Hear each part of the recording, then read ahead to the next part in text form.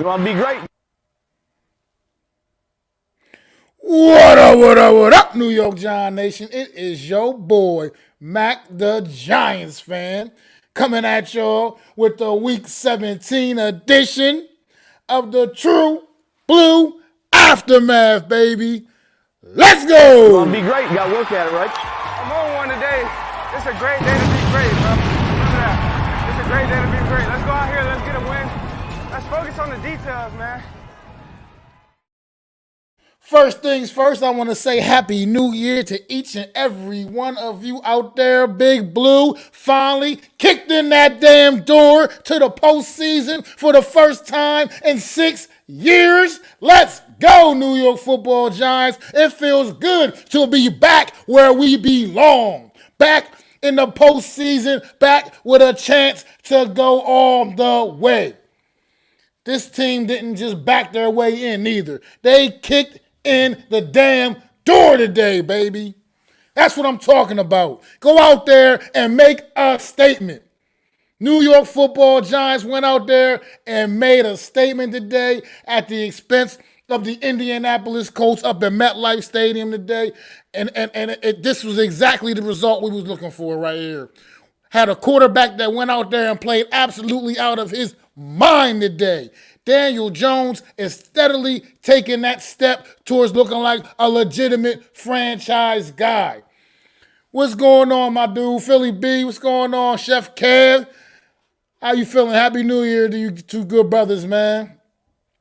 Yeah, absolutely, man. This was the result we was looking for today. The New York Giants coming in there, man, and balling out, man. Balling out, absolutely balling out, man. Offensively, look like a well-oiled machine out there today. Going down the field, scoring points at will. What's going on, Adam? Scoring points at will. This was just a great performance all across the board, man. I'm so excited for this football team, man. Next week, we got an opportunity now to probably rest up some guys, get some guys a little more healthy, because we ain't got really much to play for next week now going into that game against the Philadelphia Eagles. So we might as well get some guys a little more healthier and get ready for that playoff matchup, whether it's going to be against the San Francisco 49ers or the Minnesota Vikings. It's going to be one of those. It's going to be one of those two teams. So most likely it's going to be one or the other. So we'll see what happens. We'll see what happens here, man. Because the New York Giants are pretty much all but locked into that 6th seed now. Ain't gonna be not much changing they can do. They're not going down to the 7, and they can't move up to the 5. So that 6th seed we pretty much is going to be pretty much locked in there. So we, like I said, going into Philly next week, we have nothing to play for, honestly, other than just personal pride. If we want to put a couple guys out there, let them get their feet wet a little bit. But I wouldn't expect to see a full doses of Daniel Jones, Saquon Barkley, or any of those guys next week. Definitely going to get those guys rested and ready for the postseason run. So maybe you might see get a little Dory Jackson because he's missed so much time. Let him get out there and get a few reps just to get that football feeling back before we just throw him back out there for the playoffs. But hey, at this point right now, we got an opportunity next week to, like I said, let some guys get healthy, kind of take next week like a little bit of a bye week.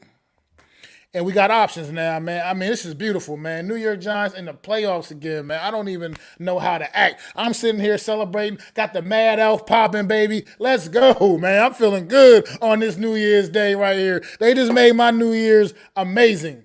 This New York Giant team, man, went out there and showed up and showed out absolutely, man. Great performances all over the place. And can we can we just say this right now too also? We got an absolute stud on defense in number 5, Kayvon Thibodeau, baby. We got an absolute monster to build this defense around going forward, baby. An absolute legitimate superstar in the making, man. This guy is no doubt in my mind, if this kid comes out and stays healthy next year, he will be an all-pro in this league because he is just a disruptor on defense, man. Almost came away with a pick 6 today. Came up a little short of that, but still just making great plays all over the place. knocked out Nick Foles out the game, not celebrating the fact that he injured Nick Foles, just saying it was a great play at the time when he made it. Landon Collins with the pick six, as my former chef Kev right here letting me know, reminded me of Landon. I mean, it was just great performances all across the board by so many people, man. Look, Daniel Jones, I mean, I know some of us had strong opinions of Daniel Jones, but this guy is showing the ability to get it done, especially these last couple of weeks with these, subpar receiving talents. I just can't imagine it gets worse if we get better talent out there around him. I just can't. Right now, what I'm seeing the best version of Daniel Jones I've ever seen. These last couple of weeks in particular, the best version I have ever seen. This guy is just maturing right before our eyes. Finally, the light bulb is appearing to click on. It just is, man. It's super dope, man. Daniel Jones, he's been taking so many such a beat down his entire career here, man. From everybody, a lot of people, man, myself included, from time to time. But look. This guy is really showing me something, man. He's showing me the ability to play with the best of them, man. Go out there and mix it up, because he's not playing with exactly great help around him, other than Saquon Barkley, man. As far as on the offensive side of the football, offensive line overall played pretty damn good today. Probably one of their best performances of the season as well as a unit. O-line was pretty solid, held up most of the way, man. Matter of fact, I don't even recall seeing Daniel Jones get sacked. Now, unfortunately, I didn't get to see the tail end of the game because, we was busting their ass so bad. CBS decided to switch the game on me, and I couldn't find a stream to watch the rest of the game. But it's okay. We had things fully under control anyway, and I just had to follow the rest on my phone until we closed that thing out. But yeah, this was the performance we were looking for all season. We were looking for, particularly this week. Wink Martindale came out earlier in the week at one of his pressers, and he said, we need a playoff-type crowd in the stadium on today, and we got that. The damn crowd came ready, fired up, ready to go, had this team energized. This team went out there and did not disappoint, man. They did not let the fan base down. They went out there and got it done. And this is the easiest we've ever seen the New York Giants make it look all season long. They made this one look pretty easy for the most part, man. Other than, once again, a slightly slow start in the first quarter, but after that, it was just rolling, man. Got everything rolling, man, after that, man. There's not really a lot of bad to talk about from this football game because there just really wasn't. This New York Giants team played a very complete football game today, man. Very, very complete football game was played today out there. And this team just made me so proud today, man. I'm almost at a loss of words because this team made me so proud today to be a New York football Giant fan. This feels real, man. I can feel the energy, man. And it's only going to keep getting better. It's only going to keep getting better, man. Even if this year ain't quite the year, here come my guy, NYG. Oh, I'm sorry. Jeffy T. My bad, Jeff. Tell him how you feel, bro. Welcome to the True Blue Aftermath with your guy, MacDaGiantsFan, after the New York Giants officially make the playoffs, and we are now back in the dance for the first time since 2016. Talk your shit, Mac. I've been talking it, bro. I've been talking it, baby. I've been talking it because it's a good. I almost forgot what this feels like. It's been so damn long. I feel like I almost forgot what the feeling felt like to be at this point at this stage at this point in the season, man. 9 wins for a team. This New York Giants team, 9 wins after a 4-win season last year. After most people coming into this year didn't think the Giants had a chance of winning anything more than 5 games at best. This team, man, has just overcome so much adversity, man. The fact that this roster is already undermanned as it is when fully healthy, and with all the injuries we had to still play through this season and was still able to weather the storm, it tells you about where this team is right now mentally in comparison to the past few years, man. It tells you. This is a team, with everything this team went through this year, in past years, this team would have folded. Mid-season would have folded. And this team kept on fighting and fighting and fighting. You lose your captain on defense. You lose your best cornerback. You had Aziz out for a good chunk of the year. Aziz Ojulari was out for a good chunk of the season. Offense was just kind of just spinning its wheels from a big chunk of the season. So many things, man, could have caused this season to just spiral out of control. But this team is a whole new football team, mentally as well as on the field, man. Just getting the job done, executing, and going out there, never giving up, never saying die, man. No quit in this football team. There is no quit in this New York Giants team. We might not be the most talented, but you're going to get our best shot every week. You're going to get the best New York Giants team that we can put out there each and every week, man. It's always going to be. No doubt about it. Whew. Oh man, this is a feeling we have not had in a very, very, very long time, and this does not feel like, Mac in the chat, that this is going to be a one and done after this year. I think this is just the beginning. With what Brian Daboll and Joe Shane, who have absolutely, and we all can say, they saved this franchise. They saved them.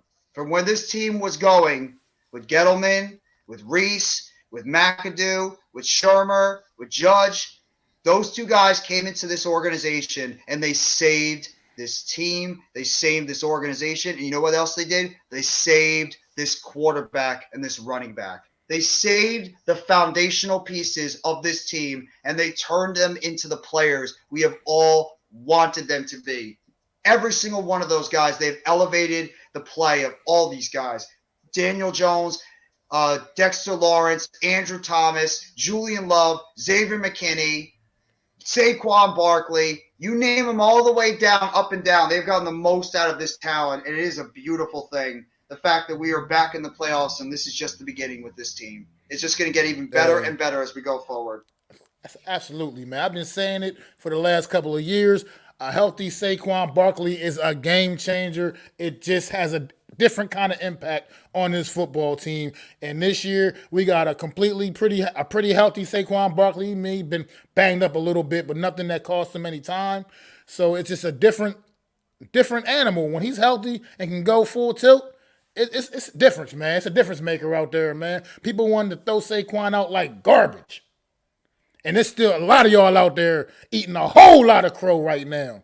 Saquon Barkley, when healthy, is an absolute stud. He's one of the very best in this league, and it's a difference. And it's having that impact on Daniel Jones. It's all trickling down to all around this whole team. Oh, man. Daniel, just like I said, the version of Daniel Jones we've been getting these last few games here, man, it's different, man. If your eyes don't tell you there's something different going on, then I don't know what you're looking at, man. Because it's not the same Daniel Jones we've seen for his first 4 years here, his first 3 years, whatever. This is year 4. It's not the same guy. It's something different about this kid. He has a different level of confidence, and it keeps growing more and more with each game. And that's a great thing rolling into these playoffs right now, because now we're getting the best version of Daniel Jones we've had, and it's a great thing going into this postseason with that guy at quarterback as opposed to the Daniel Jones we've been getting so far, over the course of his first few years. I feel like this guy he's not scared anymore. He's out there making the plays that he has to make. He's extending the plays, and he's making good reads, and he's delivering good balls for the most part.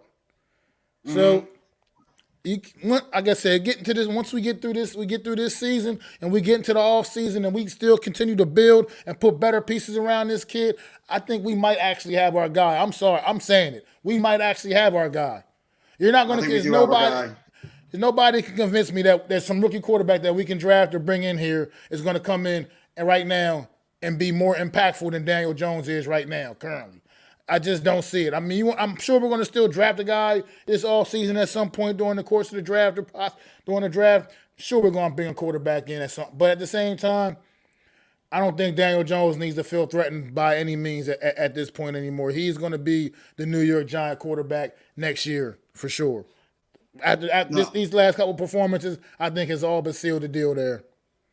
No, there's no doubt about it. I mean, anybody that wanted to talk about Daniel Jones and the fact that this guy is not the answer, he just put it out there and he proved it today in the hell of a performance that he had today. I mean, Daniel Jones did everything that you asked your franchise quarterback to do against a lesser team. He went out there and he played his ass off. He did everything right. He threw the ball well. He ran it well. He scored 4 touchdowns in this game. If you have him in your fantasy, you probably got a hell of a lot of fantasy points. He did everything you asked your franchise quarterback to do. Daniel Jones went out there and he delivered, and he played on the big stage when we needed to go out there and make a statement. Daniel Jones went out there and he balled out, plain and simple. He rose up to the pressure. He rose up to the occasion, and he put this team on his back. He's like, you know what, guys? Saquon, you've been carrying this team all year.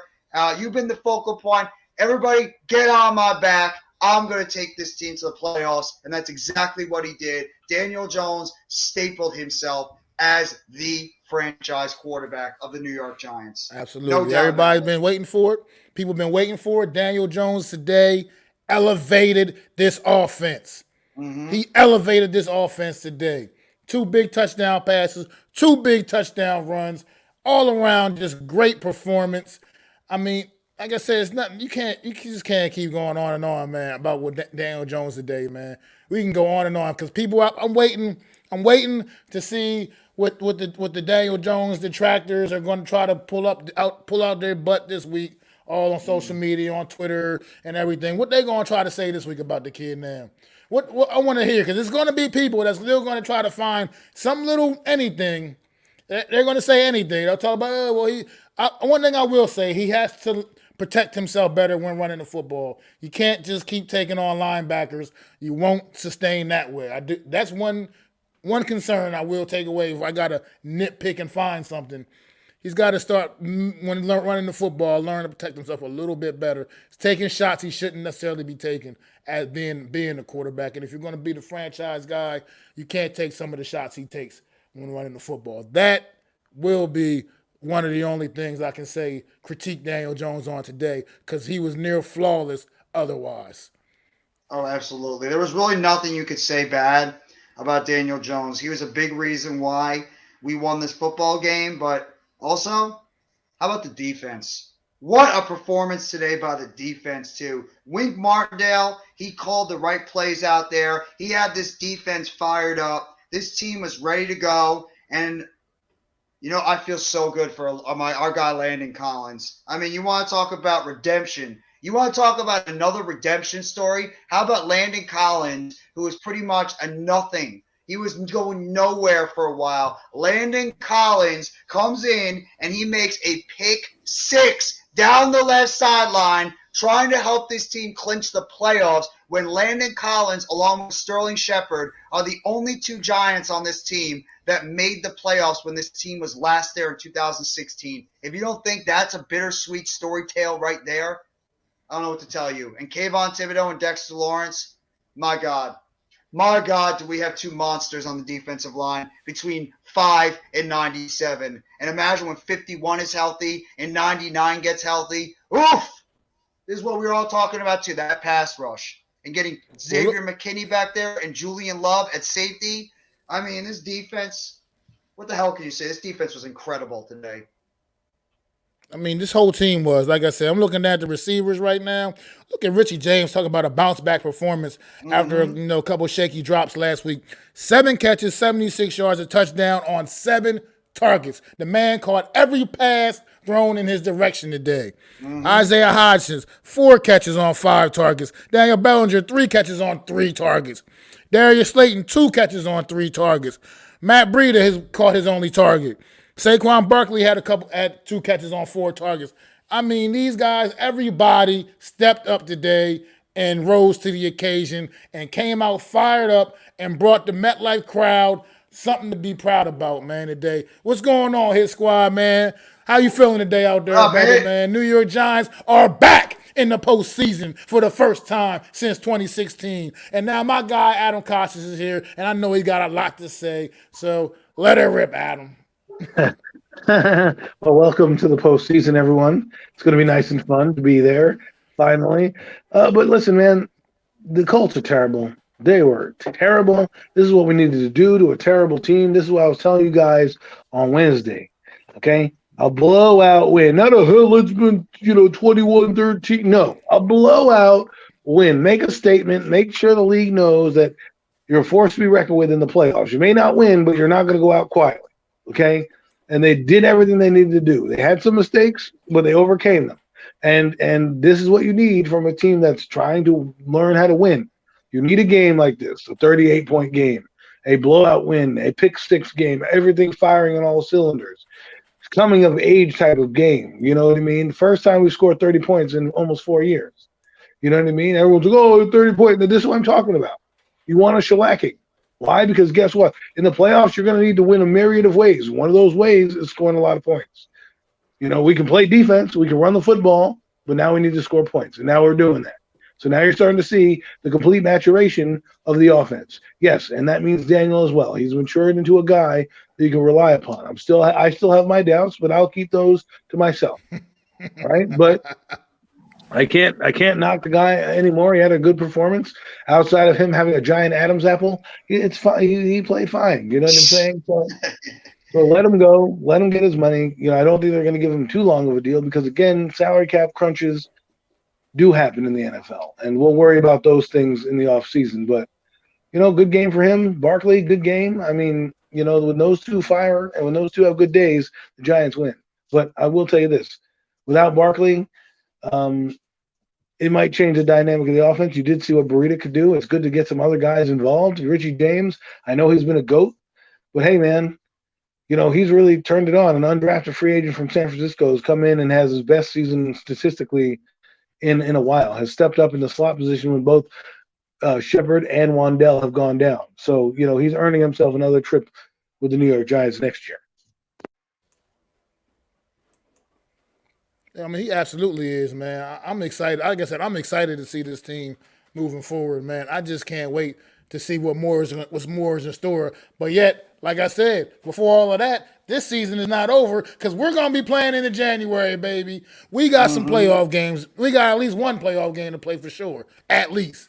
And hopefully we got more too. So let's see what the seeding ends up today because that matchup may be a little favorable for the Giants or one that's going to be a bit of a mountain. San Francisco is I feel more of an opponent that fits our kind of slugfest mode. They have a tough defense. They play, I wouldn't say precision offense, but they play, enough offense to win them football games. Minnesota's the team that you would like to see again because obviously we went toe-to-toe with them all over the yard. So that team would be a little bit more favorable of a matchup. So, we're Green Bay fans today, and we're also rooting for the 49ers to win as well, which they're going to beat the Raiders anyway. So it's pretty much, I could lock that in. I mean, I don't know, man. I can't lock it. I mean, look, the Patriots went out there and beat the Dolphins today, man. So I get the Dolphins. No, that's a division. That's a division foe. Knowing another division foe, this is an exotic team. The Raiders playing the team against the 49ers, who like we said against the Colts. These are games of teams that are headed in the right direction. Need to blow teams out. A backup quarterback starting for the Raiders, guy that's never really played in the NFL. You're the 49ers, you got to go eat. I mean, yeah, I feel there's no excuse for the 49ers to drop that game, but, crazy shit happens around the league from time to time. I mean, they out there playing with their backup quarterback as well. He's got a few starts under his belt now, obviously, but and the Raiders are up right now early in that game, 10-7, so I don't know what's going on, man. We'll see. But Minnesota and Green Bay playing right now as well. That's a big game. Minnesota's Eagles losing today is keeping Minnesota's slim hopes alive. Does this mean the Cowboys and the Minnesota Vikings look like they just lost a player? But do you think the Cowboys have any chance of winning the division now or no? Well, I mean, they mathematically do. Mathematically do. I mean, if the Giants beat the Eagles next week and the Cowboys win their game, the Cowboys win the division. Which brings up a great dilemma for us to analyze. We don't want to analyze too much because me and Mac don't want to give you all our nuggets. Otherwise, you ain't going to tune in on Wednesday, right? I don't want to reveal everything. I mean, that's what we call a tease in the business, folks. But no, seriously, quick question. It brings us to us. Do you believe the Giants are going to rest their players? because to me, the only reason I would say I don't even like resting players, and I don't really want to do this, but I just look at the defense of the Eagles, and they're going to be playing for something, and they're going to want to come after the Giants. And the way Daniel Jones has been taking some hits on these runs, it's like, you know what? Let's save it for another defense you're going to be playing that's physical in either the 49ers, right? Possibly. So just I don't condone saving anybody because I think it's stupid. But with this game, I just want to be weary because I know Eagles. They're a weird team. They're a team that's going to say, you know what? We don't want to see you in the playoffs. Let's give him a couple forearms, to elbow to Daniel's neck, and have him not be in the neck the following week. So that's what I worry about. Now, I think I think honestly, my early opinion of how we're going to handle this game next week against the Eagles is almost like for us at least, like a preseason game kind of. We might get our starters out there for a drive or two, a few drives, maybe like the first quarter or something like that, just to keep them fresh. Game ready. And then I think we'll see a lot of our backups pretty much the rest of the way in that football game, no matter what the Eagles are doing, no matter who the Eagles are playing. Because the Eagles obviously are going to come out. They're probably going to reinsert Jalen Hurts back into the lineup and just really shore up their chances to win this football game. And they're going to play their guys, obviously, and they're going to do what they got to do to make sure they come out there, be quite frankly, and beat us next Sunday. So I think. Yeah, that's what I mean, though. It's like because you got to pull linemen as well. You know what I mean? Because with all the luck that we've had with linemen going down and stuff like that, you really don't want to test. I wouldn't test the waters because I just these games are funky to me, and I just have a bad feeling. You start your guys, they're going to come in and say, "Listen, we're out here for blood, and we're going to come in and try to embarrass you in our building going into the playoffs for their bye week." Remember, that's going to be their home game. They're trying to fight for home field, especially since they lost this week. I just would kind of hedge my bets, keep my quarterback off the field, let Tyrod take the beatings, activate Davis Webb and say, away you go. I have no problem with that if they end up doing that too. Just get some of the backups in there because you never know if some of those guys might have to be key players heading in there. So yeah, I have no problem if they sit their guys, or if you want, play them for a little bit. Put them in there for like a little bit of time in the first quarter or in the first half, and you can pull them like they did with McKinney today. They played him for a little bit, and then they sat him in the second half, and they put Pinnock out there. So at least you get him that little bit of playing time just in case you might need him. So I think they're not going to rest their players. I think they will play them for a little bit during that game, and I would not be surprised, depending on whatever happens, they'll rest them in the second half as they'll probably find out who they're going to play, either Minnesota or San Francisco. Yeah, I just feel like I'm not a big fan of resting the players too much because I like you to stay fresh, stay football ready. That sometimes that little week, those weeks off don't necessarily help you as much as people think they do. But at the same time, anybody with legitimate like nagging little things, issues, I'm definitely not playing any of those guys. Like Azeez Ojulari, you need another week to just get yourself really, really back to being fully ready to go. Then we don't need to play Azeez Ojulari next week. You know what I mean? Dory Jackson, he's been out a lot of time. Maybe get him in a little bit, get him a few reps here just to get him, like I said, get his feet wet a little bit. But we don't want to like put too much on him either. We need him for the postseason. So all these guys, like I said, anybody, I would honestly we know what Saquon Barkley is. We know we don't need to see Saquon Barkley on Sunday, to be quite frank. Honestly, just let it be a Matt Breida, Gary Brightwell kind of day as far as the running backs are concerned, and let those guys handle the load. And like I said, maybe give Daniel Jones a quarter, maybe, but at the same time, you want to give him a little bit of a rest. I could see he's been taking some big hits all season long. He's been the most sacked quarterback in the NFL. Give the kid a break. He's earned it. This 4 touchdowns, he's earned it. Let him do that because, again, you don't want some funky shit to happen in the last game of the year where someone like Hassan Reddick is coming around the corner, and puts a helmet into their chin. Because I know when he was running, I'd be putting some helmet in some chins here. Oh, my God. Green Bay just flipped the field on these guys. What a – wow. Well, Green Bay's playing some damn good football right now too. Well, that's how you keep yourself in a game. Green Bay just scored a touchdown. Yeah, they're playing some phenomenal football right now too. And by the way, if the Green Bay Packers win this football game, the Washington Commanders will be eliminated from postseason. Apparently, what do you call it? Ron Rivera said something pretty odd in his press conference today. Yeah, So well, this he's is probably so. going to be fired, unfortunately. I mean, he's done a yeoman's job with that team. They have absolutely no direction, but that's what happens. And Green Bay, having Green Bay being able still alive, like I mean, that's kind of crazy to think about. Mm-hmm. Absolutely. Gotta give credit to Aaron Rodgers and that organization for turning it around too. I mean, that team looked dead in the water for most of the season, and they were They able to turn played it good in around the and put one. themselves in. They did. And also that coach out there in Detroit, after having a horrendous loss last week, they were able to bounce back and get a big victory this week, so they're still in it as well. And it's funny with Detroit Lions. If you look at them, they're one of those teams where you're sitting there like, man, who thought they were going to go that way? You watch Hard Knocks, and you're looking at a team that believes in their coach, but sometimes it doesn't always translate to wins. You know what I mean? And then now it's translating into wins, and it's just as funny to see our team where we are. Because like I've told you, we won 9 games. You know how hard it is to double your win total in the NFL? So kudos to Brian Dable. But like I said, next year, you're not going to surprise anybody. So the real work starts this offseason.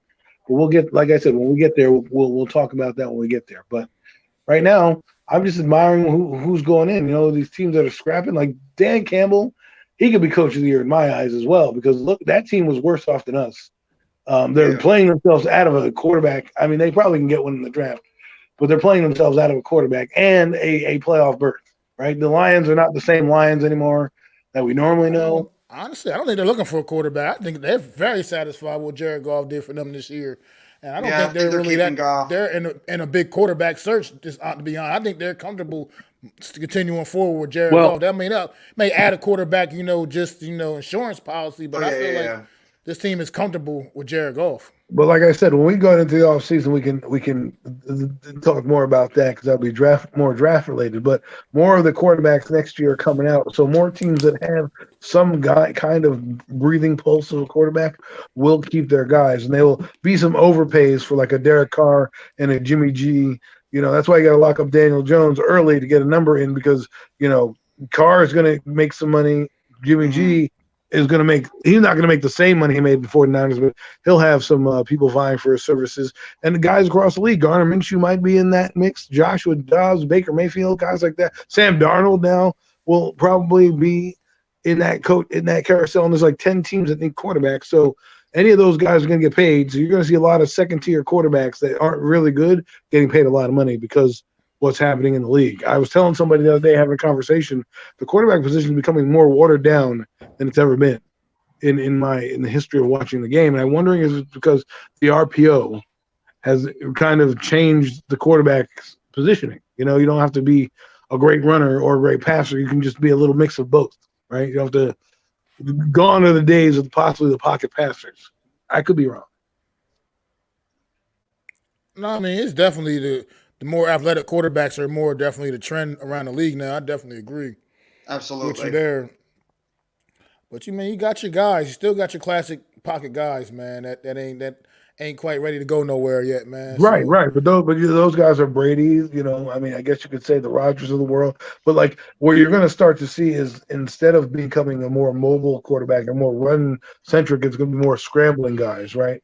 Like what Daniel does, it's not a lot of designed runs. When he does design runs and those play action fakes, they work because his fakes are so good. But most of his runs have come back where he drops back and he's looking and he scrambles, and the defense is so far downfield that he's gaining a lot of yardage on there. You know what I'm saying? So eventually you're gonna have to figure out guys who can manipulate the pocket and buy time, because once they start to put a spy on you, you're gonna need to buy time more. And those are the things like Kirk Cousins right now. He kind of stands there and takes a licking. You know what I mean? Oh my God! yeah, definitely. Ron Rivera apparently had no idea that he could be eliminated, and that's what he didn't even know that in his press conference. That's pretty bad. Yeah, he can. If Green Bay wins this game against Minnesota, then Washington will be eliminated from postseason play. Man, they needed the Washington needed to win, and needed Detroit and Green Bay to lose, I believe, and they would have clinched. Yeah, they're it's not looking good right now. Detroit obviously didn't lose. They blew the doors off the Bears, and then Green Bay is off to a good start in this game early against Minnesota as well. So But it's Caden good. McDonald, what's going on, bro, man? Welcome to New York Giants back in the postseason. We did already touch on this a little bit. Okay. We're not really sure which way to go. Like I said, I would probably play guys a little bit, just like I said, just for the lack of things not getting stale, especially as hot as they've been lately these last couple of weeks, offensively in particular. But at the same time, you do want to err on the side of caution. And anybody with anything, like I said, any kind of lingering, nagging little things, we have no reason to put them out there because no matter what, the Giants are going to be the 6th seed. That's not going to change. And there's nothing to really play for, to be quite frank. I would still play them a little bit, just a little bit, to get them some playing time, and then I would sit them after the first half. But you could go either way with it. Fuck it. Play the entire game until you blow them out. You know why? Because Tom Coughlin would not be sitting those guys next week. And we shouldn't sit those guys because you don't want to lose your edge. You don't want to lose your momentum going in because sitting a half of football and then playing and then trying to gear up and go, it's one thing. But the other thing is, like, let them play. If you're getting blown out at halftime by the Eagles, then you go, all right, guys, we're going to sit you for the rest of the half. But if the game's close, try to get win number 10. Try to get win number 10. Try to get double-digit wins, I mean, I think the one thing that will kind of – why another reason, like you said, why Giants will definitely have their guys out there too is because the Eagles are going to have their guys out there. You're not going to just throw your backups out there against the Eagles starters. I mean, that just – you're just asking for them to throw 50 up on you. So, at some point, we do got to at least try to keep it some semblance of competitiveness here. And so we're going to have our guys out there for at least some degree of time. Like I said, I'm not sure what the mindset's going to be. We'll hear probably more about it as the week unfolds, what Coach Dable plans on doing with this team on Sunday against the Eagles. But we'll see, man. Like I said, I'm just ecstatic because the New York Football Giants are back in the postseason, baby. And I'm just psyched about that because that's where we belong. Back in the postseason. The NFL is better when the New York Giants are relevant, baby. That's how I feel about it. And I'm not just saying that because I'm a fan. I'm saying it because it's true. I'm speaking of the other New York team right now. My God, the Jets. Jets are right now trailing 10-3, and Seattle's in the goal zone, looking to try to go up 17-3 on this one. So the Jets, they're hanging on by a string in their playoff hopes too. Oh man, Seattle just scored a touchdown. Seattle's about to go up 17-3. So while we're all celebrating, them Jets are miserable. So it's like everything's normal again. The Giants fans are happy and the Jets are miserable. What else is new in New York? It's like old times? Right, Adam? I wonder how Buko's feeling right now.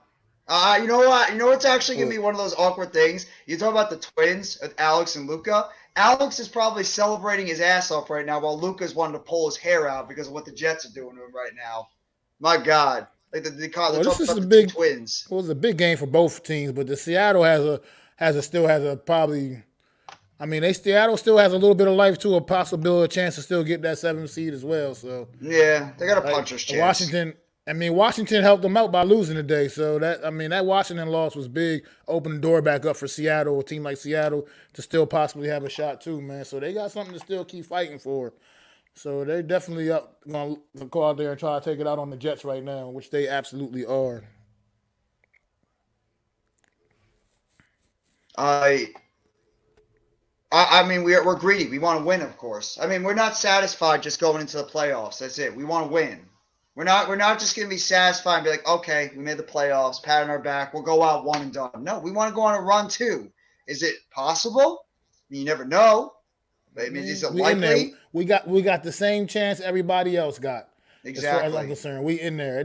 We're in there, and we got an opportunity like everybody else in the postseason has an opportunity. Like you said, the Bengals. Nobody saw the Bengals coming out of the AFC last year before the postseason started, but things like that happen, man, and maybe we can pull some crazy runoff like that. It'll take a whole lot. A lot of things got to go the Giants' way. Obviously, because we're going to be playing against some very talented football teams. We'll have to beat some very good football teams on the way. But at the same time, this team's up to the task because, like I said, this team is going to keep fighting no matter who they playing against. I mean, the one game where I feel like we came and laid down all season was that game against the Eagles back a few weeks. I mean, we actually came and laid down in that game, I felt like. Other than that, we haven't seen that. We haven't seen that from the Giants this season, man. You see a team that goes out there and fights hard, man. And I don't expect anything less in the postseason. No, this team is going to give you every single thing they got. They're going to give you their heart. They're going to give you their soul. And no Giants fan, I don't care who you are. You could be the most pie in the sky, optimistic, Giants fanboy out there. No Giants fan expected us to be in the position we're in right now, where we are in the postseason. Nobody thought that. Giants fans, enjoy every single second of this because we have ourselves a head coach. We have ourselves a general manager, and after today, we have ourselves a quarterback and a running back. Plain and simple. The foundation has been built this year, and we all said, what is the biggest thing you want to do going into this season? Build a foundation. Guess what? General manager, head coach, coaching staff, quarterback, running back, defensive stars. That's what you wanted as a team. Right now, we got it. Right now, we have those pieces put in place. That's what we've been asking for years, is stability. Sorry about that. No, don't worry about that. I know, Jeff, you were saying something about New York football being back to where normalcy, the Jets being irrelevant. Jets sucking, yeah. And the Giants being relevant again. It's, we'll see, man. I mean, like I said, we're going to have a long, fun off season. It's actually going to be shorter because we're going to be a week quicker to everything because we're in the playoffs. Depending how far we get in the playoffs, like I said, I ain't here to just show up. Okay, you want me to? No, that's how I feel too. I want to make noise. Let's fucking win. Agree. Because everyone's like, let's get to the playoffs. Like, no, fuck it. We're in there. I want to still win. My goal is still to win. You play to win the damn game. And we in the postseason. We're not there accepting just being there. No, we don't. We're not just happy just being there. Losers think that way. Let's make a statement while we're there. Continue to make statements. We're not there to be in the dance. We're there to make noise in the dance. With the injuries that happen in the NFL and in the constant influx of change, you never know when your team's going to be there. I mean, name the last repeat winner in the Super Bowl. Not many. There's not even a repeat winner in the NFC East, let alone in the Super Bowl. So, you want to get here. Teams change every year. The playoffs next year, the schedule doesn't favor us the same way it did this year, and that's across all the NFC East. Right. So take your chances now. Try to win now. And then who knows what happens. I'm not saying you will win the Super Bowl in the year, but look at Jim Fossil, right? He came in 10-5-1. They lost in the first round of the playoffs to a horrible Vikings collapse. And the same thing with Dan Reeves. He came in and had a game similar to this. They lost to the Cowboys. It affected their seeding. They went to the 5th seed. They went to the divisional round, right? They lost the next week. But, you're in there. Let's try to win. You're damn right. That's what you get there for. That's what you're there for. Look, it'll be one of the most improbable stories ever. But look, this team, man, I believe in this football team. Me too. And I believe they could possibly make some magic happen, man. Catch a team, man. Like I said, look at the New Orleans Saints today. I mean, you can make the case, they didn't have Jalen Hurts. I mean, Gardner Minshew, and the offense did look a little stagnant, a little stale in that game, but it is what it is. 49% picked it up. And it is what it is. And Gardner Minshew last week against the Cowboys, he put up a tremendous game. You can't make the quarterback excuse. Minshew played well last week. The thing is this is what the NFL wants. Parity across the league. That every team that's relevant is making some noise, except if you're like the Colts or the Texans, right? Every team has a chance, or the Browns. There's teams that are eliminated, but those teams want to win going into next year on a high note. Right, the Giants, like I said, we're playing with house money. But we don't want to play loser house money. What I mean by that is we are the New York fucking Giants, not the Cleveland fucking Browns. Exactly. Okay? The Cleveland fucking Browns, they want a high five for making the playoffs. Okay, we're the New York Giants. We want a high five for winning Lombardi. For Lombardis, that's what we want. Exactly. Absolutely. That's what it's about, man. Just getting there. It's good to get there, and it's good. It's been a while since we've been there. But it's not. That's not. We're not satisfied with just. That's messed up. You can't. Be satisfied with just getting there. You gotta take it all the way, man. That's ultimately what it's all about, man. You getting that. You got that opportunity. You got to take advantage of it, man. Because they don't come easy. That's so messed up. Jari Alexander doing the gritty right in front of Justin Jefferson while he knocked that pass away. That's messed up. I love it, though. I love it. I'm just so friggin' happy.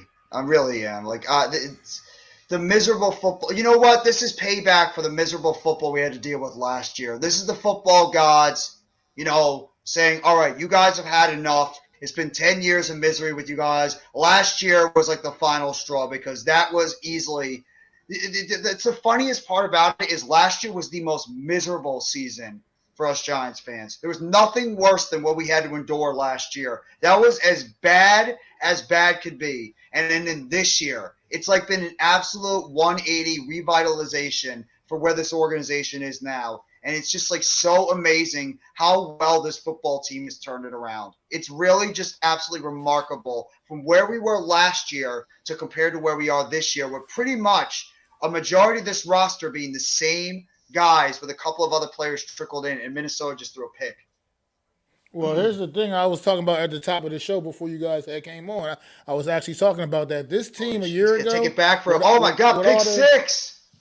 With all the injuries, all the adversity this team was dealing with, this team a year ago would have folded, man. It would have folded. It's just no doubt in my mind with that mentality this team had a year ago. It just wasn't the same. They would have just quit on the season, gave up. Forget about it.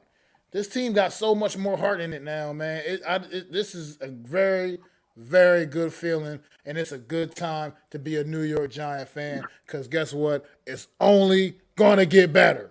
It is. Yeah, It's only going to get better. Well, it's funny because the interesting part about it is we're in a rebuild mode. So there's a lot of things that we still need to clean up that I feel like if we want to be an elite team, we're going to have to work on. Now, the feeling of now I have to come back down to reality, unfortunately, that's what we do here. We can't always be sugar, whatever, fucking rainbows and butterflies over here. But the thing that is good about a rebuild is that this is a playoff team. Now, whatever happens next year, I think this team's trajectory is mostly 2024. I think that's what they're trying to build for. As you see more of Joe Shane and Brian Dable's guys come in, even though we're keeping a lot of Gettleman's guys, you're going to want to see as we get more drafts and we go through, you're going to see a lot of these guys fade out, and we're going to see really what this team has built and what vision they have for this squad going forward. With a second offseason under their belt, a ton of draft picks, and we'll see how they approach this offseason. I agree. Joe Shane and Brian Daboll, they're just putting their first prints. I mean, these guys, we needed stability on this organization, and Joe Shane and Brian Daboll put their stamps and their blueprints on this team. The coaching staff has to absolutely 100% be commended, and I'm not even just talking about the head coach and the coordinators. How about the rest of these positional coaches and the jobs they've done with this team? They have made all these players have no business being involved in where they are. They have made these players believe. They have made them go out there and play their hardest overall. It's been amazing. What you guys think about the play of the offensive line today? I thought it was good. Excellent job. They gave him time. I agree. I mean, they was some leakage there, but it wasn't the way that I thought it was going to be. They really stepped up to the challenge. Again, teams like this that you play that are bad, these are the games you expect people to do well in. The games like next week when we play an Eagle team that's hungry, I still want to see a little bit of an edge. I want to see a little bit of fight on that team as well. And then when we play teams like the 49ers and or the Vikings, depending on who we see. Right now it's looking like the Vikings because of what they're doing. We'll see what happens. You can never say never. But at this point, you're playing with house money. You're bereft of certain talent, but these guys don't care. This is what I keep telling you guys. The NFL doesn't give a damn, and nor should these players. Richie James is becoming a household name in New York because he's doing that himself. He's making sure that he's getting the reps that he needs to be the player that needs to be. Absolutely. What's going on, John? I totally agree. That's kind of what made me bring up the offensive line right there. With Evan Neal was nice because Evan Neal to me played probably his best complete game. He was really good in his pass protection, probably better than I've seen it all season. And he's been solid with his run blocking anyway most of the year. Feliciano was great too. But Feliciano had some really nice run blocks. The offensive line put together a good game altogether. I felt like it was probably the best game they played as a unit this season. Daniel Jones, it was a little bit of pressure here and there, but nothing major, nothing like he wasn't getting that immediate pressure that we've grown used to all season. Very much he was, he was able to get the pressure he was able to get away from, extend the plays, and just make things happen, man. So I just take hats off. Everybody just keep going, trending in this direction, man. And like I say, this New York Giants team could be that dangerous, sneaky team that you don't really want to see in these Well, playoffs, like I man. said, like with Jim Fossil in 1997, you had a team that went to the playoffs, and the next year they dipped a little bit, and then they dipped again the following year, but they kept going, and then they went to the Super Bowl the following year in a couple of playoff appearances. So what you want now is we want more than that. We want a guy who's going to come in here, and I want to be a contender every year. I don't want to be like, hey, we're selling ourselves to the devil now so we can win a championship and not be good, because then the next year because once you win a Super Bowl, people leave. They're going to go explore, get more money. You can't pay everybody. That's just the old saying. Yeah. So what I want to see is I want to see this team, whatever they do in the playoffs, grow. If they have to make trades, if they need to get guys, because you need depth, right? Tyrod Taylor's old. You're going to need somebody to replace. Daniel Jones has been injury prone in the past. Thank God he survived this year, but next year you're not going to be able to let him take 44 hits. You're just not going to be able to do that, get sacked 44 times and expect him to make it through the season. I mean, people get older, things happen. It happens to the best of them. Would you bring Breida back for Barkley, or would you want to try to go out there and get a better running back to go behind Barkley? Well, it depends on what Breida's asking for. I'd bring him back for one more year. But the thing is, I like Brightwell, so I don't mind. I don't mind having Brightwell there. I would like to bring in a different back. See, the thing is, I'm a homegrown guy. I want to bring in talent. Me too. Almost like baseball, right? Almost like the Yankees. Right? The Yankees always bring up guys within their farm system. Right. They're not always bringing up guys from free agency. When they do, like the Juan Carlos Stanton. Right. Yeah. So many damn Stantons and Beltrans and all those guys to remember. But when you bring those guys in, it takes an adjustment period, right? I mean, A-Rod worked out, but that's one of the only free agents that worked out in their system that brought them a championship. Now you have Aaron Judge you're going to pay. He came up through your farm system, and it's just the way you develop players. If you look across the league, the winning teams do that. Why did the Eagles don't miss a beat with their offensive line, or the Cowboys? Because they draft guys, and they don't care that there's somebody that's starting in front of them, because they could use that asset down the road to make a trade. Someone told me CeeDee Lamb wasn't a number one receiver. Guess what? He's a number one. Okay. He's a number one. I was wrong about that. He is. And they knew about that. That's why they told Amari Cooper, you can go hit the bricks, kid. Because we can get away with it with CeeDee Lamb. Now they're looking for a number two. That's the problem that they have right now, is they don't have a number two reliable. Gallup? Well, I mean, maybe if he comes back from his ACL next year, he could be a solid number two. But I think they'll be adding some resources there going forward. And so for me, it's like, those are teams, you watch them when they draft. Why are they so good every year? Why do we complain about them every year? Like, oh, fuck the Cow. Because they have depth, and you're going to need that to sustain your winning. If you look at the team that's on the TV right now, somebody mentioned it last week. I think it was Mark Schler, Stinky. He said he looked at the Vikings. He said the Vikings put all their money. There goes Kirk Cousins. Put all their money in their offense, and they have little money in their defense, and it shows in terms of how they play, because they have Justin Jefferson, they have Dalvin Cook, they have Kirk Cousins, they built an offensive line that they drafted. They have Adam Thielen, they have KJ Osborne, and on the defensive side, they have basically Preston Smith and a bunch of old heads. If they start to build the defense, maybe they could be a championship team. And they're going to have to pay Justin Jefferson soon, too. He's going to be due a monster contract. 49ers defense just had a goal line stand, just stuffed Josh Jacobs right at the goal line. That defense is ridiculous. That is defense ridiculous. I mean, get ready, because you're playing one of them. The Vikings are driving right now. After, the pick six, Kirk Cousins is playing above the X's and O's. And this is it. You just wanted to compete, right? So we'll see what happens. I mean, I'm excited that the Giants have advanced in terms of they haven't regressed, really. There was a stretch in games where they looked absolutely awful. And they still at sometimes look absolutely awful, but we'll see. Maybe the coach is not scared anymore, because he knows in the playoffs you can't dink and dunk. You can't win the way you won against the Commanders. You just can't do that in these games, because you saw what Nick Foles did. He came in and he flipped the field on one play to Paris Campbell, right? Yeah. So with a better team, because you got to look at it, right? Some of these teams are just, you look at them like the Colts. They're just like, they can't get out of their own way on offense. I mean, they couldn't throw the football. They couldn't. And we took the game too. I mean, Thibodeau with that monster sack took Foles out of the game too. So yeah, they're cleaning up shop. They're done. They punted. They had bad punts. They played like a team that was terrible, right? And They a played team like that was us last year. And so for me, it's like, okay, you got this now, and guess what? Next year, you ain't gonna be no sneaking up on nobody. Right? Those days are done. They know you're legit. You made the playoffs. They're gonna be coaches studying you all season, and so you got to just be able to sustain it because there will be more injuries. Injuries are gonna happen. You know, we're gonna need guys to come in. Let me throw a stat That's what we're out going to here need to and build through the make draft. you guys wonder if it will make you consider maybe sitting Daniel Jones down after all next week for real. The Philadelphia Eagles, 5 games straight now, have had over 6 sacks in the game defensively. 5 straight games. It's unheard of. The Eagles have set the record in the modern day NFL for the most sacks in a season. The Eagles have 4 players on their defense With with 10 double-digit sacks.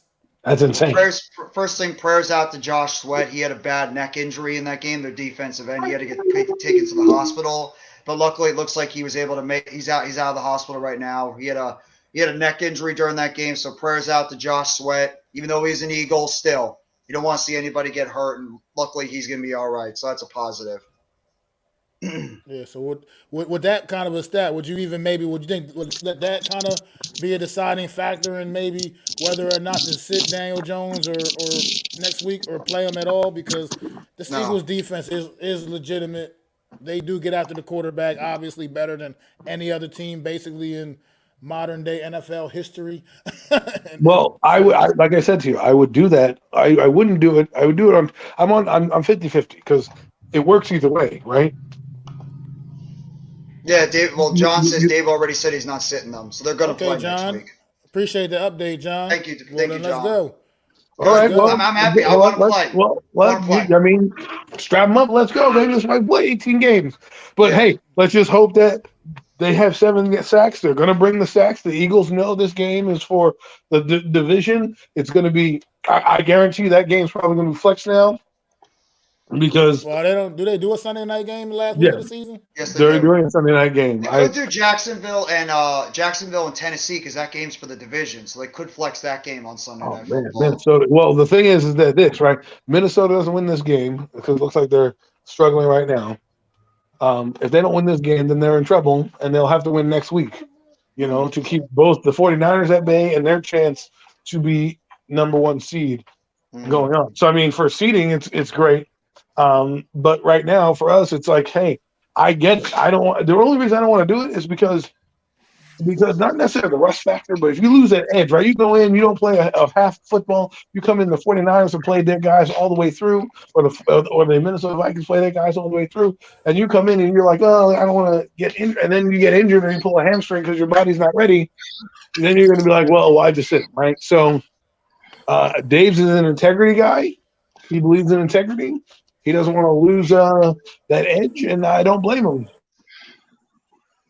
No, they're playing to me. I'm not sitting these guys. They're playing. You need to keep them ready to go. If you want to maybe sit them sometime in the second half, if the game is out of hand, go for it. But I actually am very happy that Daboll's playing these players. That's more what Coughlin did.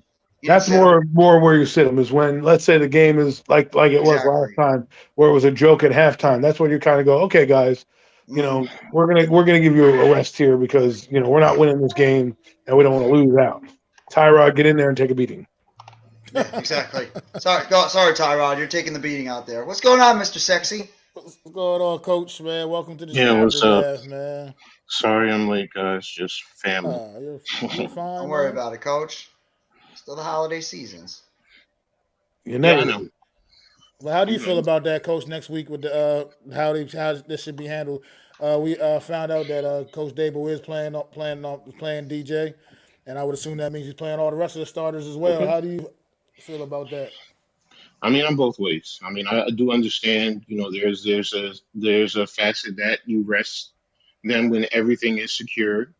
We've seen teams do it, but just like you guys were saying about Coughlin, you want to keep the fire going. So I get it. I mean, I honestly thought they were going to sit him personally. That's me. But if he doesn't, I don't have a problem with it. I understand it. So you keep it going. You keep, you're in a rhythm now. Happy New Year hit. You're in a rhythm now, so you want to keep it going. So I get it. It's not a problem. So Yeah, I believe Barkley will get pretty much kind of get that very reduced role. Though I still believe that he might start and get a few reps here and there, but I believe it's going to be we're going to see a big dose of Matt Breida and Gary Brightwell running that football next week as opposed Yeah. to Saquon Barkley. I just believe that's no matter what Coach Dable will say in front of the cameras right now. I believe that's how that part's going to turn out. I think Barkley is going to get a little bit of extra rest next week. To be honest, because you definitely want a fully healthy Saquon Barkley, and we definitely, like Adam has mentioned already, don't want any freak injuries to the best player on this hmm football team. hmm Yeah. yeah, that's exactly right. I mean, I feel that. So, um, wow, Minnesota. Sorry. Yeah, Okay. Minnesota's off to a rough start in this one, man. Yeah. So I mean, That's why- but yeah. Come back down to earth. you guys are right, Adam. You're right. And you don't want those freak injuries. You never do. So plus we're getting But you guys can't. back. But I get the mindset that you can't kind of coach like that. You're a coach. Yeah, You got to yeah. play with edge. You got to play to win. You can't Yeah. walk in there and have a game plan because it looks like you're lying down, and that's where your guys then lose their edge with you because they're like, hmm well, you want us to win all these weeks, and then now you're telling us to lie down. People start to see that, and then things happen down the road, like maybe there's a call or something, and then people start to say, well, remember that time he gave up on us that last time? That doubt creeps in. So what Mm. you do is like Coughlin said, you just play your guys. Now, if the close game, go for win number 10. hmm You think hmm Dave's gonna want win number 10 on his belt? I Oh, of mean, course, he's of gonna course. he's gonna he's gonna be in there with Ben McAdoo, Jim Fossil, and Dan Reeves with wins of 10 or more in their first year. He wants that. He wants that legacy to go on. These guys have a lot of pride. We tend to look at them as coaches, but they are human beings first, right? And there's hmm accomplishments that they want to set. I mean, we all in our careers or jobs, we all want to get pay raises and bonuses and whatever Exactly. the case may be, right? So that's something he wants, right? That's a legacy. That's a longevity. That means if next year they slip a little bit, he's got 10 wins under his belt. He doesn't need to worry about his backside being burned Mm-hmm. because, he won 6 games the previous year. Those are the type of things you got to think about. Shown in these guys, I know it's weird to think about these things, but that's what you do. And like I said, Gettleman didn't have that. Gettleman, the reason why Gettleman was because he threw his coaches under the bus a little bit too much. Right, he basically didn't stick his neck out for Pat Shermer, and that's why Pat Shermer got fired. Then he basically botched the whole, Joe Judge thing where they were having conflict of power. These two guys are coming in, and like the 49ers, like I told you guys, you need to let them build their team. Whether that means they're going to have the quarterback here 10 years, 3 years, doesn't matter, right? They're going to build their thing. They're going to make their moves where they're going to make their moves and keep this thing going because we want sustained success. The Giants – they hardly had that. They had that at the beginning of the Coughlin years, and then they kind of fell off because they got too cocky with their drafts, and they weren't drafting linemen anymore. They were drafting more, just skill players. And you got to really hmm build your team through those third, fourth, fifth round picks, like the Julian Loves. You need more Julian Loves in your team. That's what you need. And also need to continue to build depth on the line. So even our teams that we dislike, the Eagles and the Cowboys, what have they always done? They kept drafting offensive and defensive linemen, and they kept, adding more depth than where it matters the most, and that's in the trenches. And that's why with Dallas, you had Tyron Smith and Lyle Collins. One of them leaves in free agency. The other one gets hurt during the season. What do? You insert a kid, Tyler Smith, who nobody even knows who the hell the kid was, and he was expected to be a guard. He played well this year, and Terrence still on the right side. The Eagles, a lot of their offensive line and defensive linemen are drafted players. That's what we need to be able to do is continue to add resources to the defensive and the offensive line, and then you sprinkle out the depth throughout the entire roster. But it has to start with the front of the offense and defense. That's where you really bring your stability up front. I think you brought it to a head there, Jeff. You said a lot of things that make sense, and that's all because they're all draft related things, right? They draft those guys, they bring them up through the system. Like I told you about the farm system. The reason teams are good is because they can insert a guy with no trouble because they take to the coaching, they're the right type of player, and they walk right in. The Giants get guys that don't fit a system, won't fit somebody else's system. Like O'Shane Ximines was drafted for James Betcher's system, hence why he had the most sacks in that system, right? Because he was supposed to be like what Marcus Golden was, kind of a guy that, is off the edge, you make some plays and plays the end, right? He wasn't he wasn't a stand-up linebacker in there. So when you have guys that don't fit, like Dexter Lawrence, he's just a good player. He doesn't have to have a system, but I knew that he was playing out of place. You put him in Wink Martindale's system, bang, and away you go. But Dexter Lawrence, you don't want that guy to tire out too much. You want him to be fresh. You need a guy in here, unlike Justin Ellis, who does absolutely nothing but take up space. He sucks. You want a guy that comes in here and can spell him. I'm not saying have a great player, but look at the Giants of the winning Super Bowls. They had Jay Alford. They had they had all the Fred Robbins. They had guys that could rotate in. Was a good player. Right. He was not a great player, but he's a good player for this team, and he did his. And you need some of those guys to rotate in and be part of the legacy, right? Because Kavika Mitchell, you know what I mean? They had linebackers all over the place. You need some glue players that are going to be part of your franchise and help you win ball games. David Deal, glue player, played everywhere on that offensive line. Drafted in the 5th round in Southern Illinois. Mm-hmm. You're absolutely right, Adam. You need those glue players on this team. That's exactly what we're trying to do right now. We're trying to be able to draft these glue players. It's a shame that this rookie class never really gave us a lot because a lot of them were hurt. But we see the potential in some of these guys. Well, right now, I think what our phase is right now is finding out kind of like the Parcells guys, kind of like with the Dayball and Shane guys. That's what we're finding out right now. Once we see the profile of these players, they're going to try to emulate that across the board. Right now, their mantra is tough, smart, and dependable, right? They've got a couple of those guys on there. Now they're starting to get dogs like a Kayvon Thibodeau, like an Evan Neal, guys that are, that we normally wouldn't take because maybe they have a red flag here or there. Schoen doesn't care about that. As long as you fit their bill and you're upstanding character, they're going to take you. You know what I mean? And you're starting to see those players coming out. Now the players like not the players like Azeez Ojulari and Thomas and those guys, you're going to hit your wagons for them because they're cornerstone players. You can't help it that they were drafted by somebody else. You know what I'm saying? You can't just let them walk because you're saying, no, you want all your guys. You want to use them in the way you want to use them. Now, if you draft a guy in the 2nd round and he's giving you Ojulari type numbers and you say, listen, Ojulari, we can't pay you in Thibodeau, then that's what happens. I mean, you're going to need players to replace people because of jobs, because of injuries, just because of trades, and things happen, different directions. So you always got to be looking. You always got to build the trenches, but you always got to build it the right way. You got to build players. I don't think you should, like Ernie Corsi said, you can never have too many pass rushers. Well, he was right. You can never have too many receivers. You're going to be right. Those guys go down, Yeah.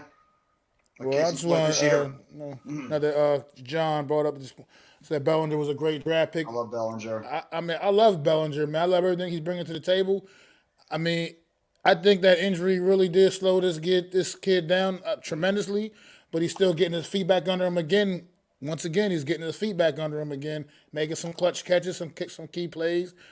You know what I mean? He's not like blowing the doors off of anybody, but at the same time, he was off to a really good start his rookie season, and that injury really, unfortunately, stalled him a little bit. He has to come out, play with his visor on.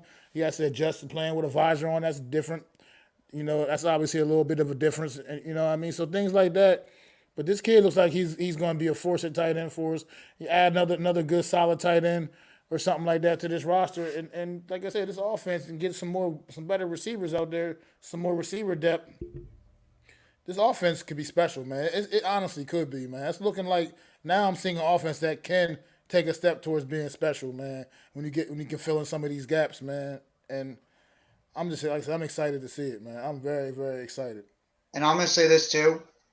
My God, has Ben Bredeson been a godsend to this offensive line. Since he's come back, Bredeson has stabilized this offensive line. I know Gates and him have been rotating at left guard, but Ben Bredeson, since he's come back, it's no coincidence that him and Neal are back there. The offensive line has gotten better.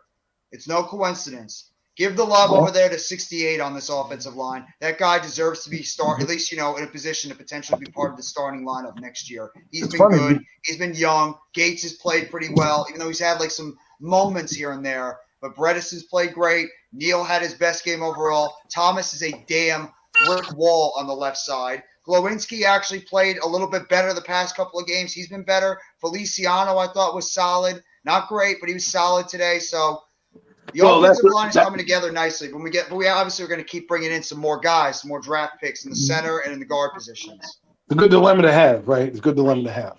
But Absolutely. Bredesen was laughed out the building last year. Remember that? They were like, "Oh, Dave Gettleman brought this guy in, and he stinks from the Ravens." Blah blah blah. And it just goes to show you that when another guy comes in and gives a damn about you and tells you have a chance, guys shine. You never know how a coach is going to affect you, right? We've all worked for employers we don't like. We've all worked for guys that we don't want to run through a wall for. But when you find somebody who actually gives a shit about who you are, it changes the mindset of what they're doing, right? And I think a guy like Ben Bredesen next year, maybe you want to try him at center. Maybe you want to put Nick Gates back at center and keep him, and then maybe you don't draft a guy so high because you have Jackson Zulu and McKeithen coming back. So maybe having a guy like Bredesen allows you to say, hey, listen, we'll take the flyer on a cornerback in the draft, or we'll take the flyer on bringing in a backup quarterback because we have these kind of players, right? And Bredesen's not old either. He's still very young. He's like 24, 25 years old. Right. You can develop the kid.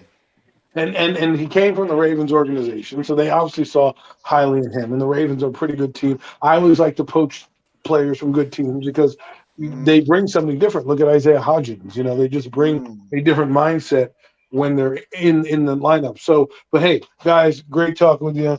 Enjoy the rest of the games. And Mac, I'll see you Wednesday, man. Happy New Year, Adam. Give love and everything to your fam, too. Happy New Year, bro. But, Bredesen has definitely been an impact on this offensive line since he's been back. The offensive line has definitely seemed to be playing a little bit better football, and that can't be a coincidence. I mean, the guys had a really phenomenal season, and the only thing that slowed them down was that injury. So, how do you feel about the rotation at left guard? Do you want them to just put one of those guys rotation. in? Gates I don't or like Bredesen? rotating offensive linemen, period. It's not a position that you should be rotating guys in and out.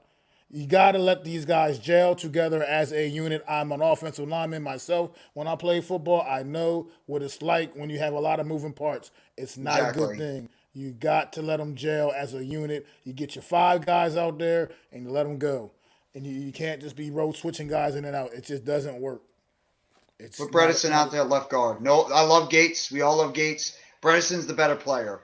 The offensive line was looking to finally gel together when Bredesen was out there. I don't like this rotating at left guard. Put Bredesen out there. He's your left guard. You can put Gates in heavy packages at times, and then you go with the line you had before.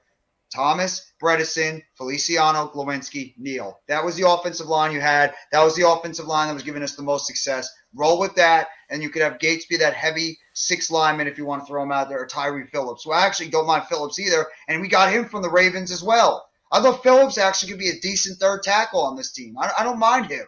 He's not bad. So, I mean, we have some players on this foundation on the offensive line. It's just, it's really about getting some more depth pieces because even though we have Azudu and even though we have McKeithen, Azudu's coming off a serious neck injury. They said it's not career-ending, but it's still a neck injury that you have to be careful of. And McKeithen's coming off a serious ACL injury. You don't know where these 2 kids are going to be. So if we have a chance to get more offensive linemen in the interior, do it. I don't care if it's off guard or center. You can't put put all your breads in the basket for kids coming off. And even the linebacker position. I like Beavers. We all like Beavers. He's coming off a serious injury too, and he's a 6th-round pick. Get more players at the inside linebacker position. Competition. You want competition make the guys go out there, earn it. That's what helps make this team as good as it is you keep bringing in more resources through free agency and especially through the draft. And you have to wonder, too, is Joe Shane going to keep all those 11 picks? Or is he going to shop some of them to bring in some established talent, like an established wide receiver? Because we all hear the rumors, that guy over there in Arizona, number 10, could become available. And Giants fans have been thinking about maybe bringing in DeAndre Hopkins this offseason, maybe for a 3rd-round pick. Does Shane get to keep all these picks, or is he going to maybe auction some of them off in the offseason? I mean, Joe Shane got a lot to think about now, I think, going to the offseason because, obviously the Giants will be drafting in a position that you weren't expected to. Obviously, now we're a postseason team. We're not drafting anything earlier than like 20 by no means now. So it's going to be some things to think about. And if you fall in love with a guy or two in the process, man, you might have to try to make some things happen to get up and get a few earlier picks here and there, and that's going to cost you some of the draft capital you have. But right now, everything I've seen this year with this team, I feel confident in Joe Shane letting him do what he's got to do, man, and make this thing work because it clearly his system worked. It's a system that works.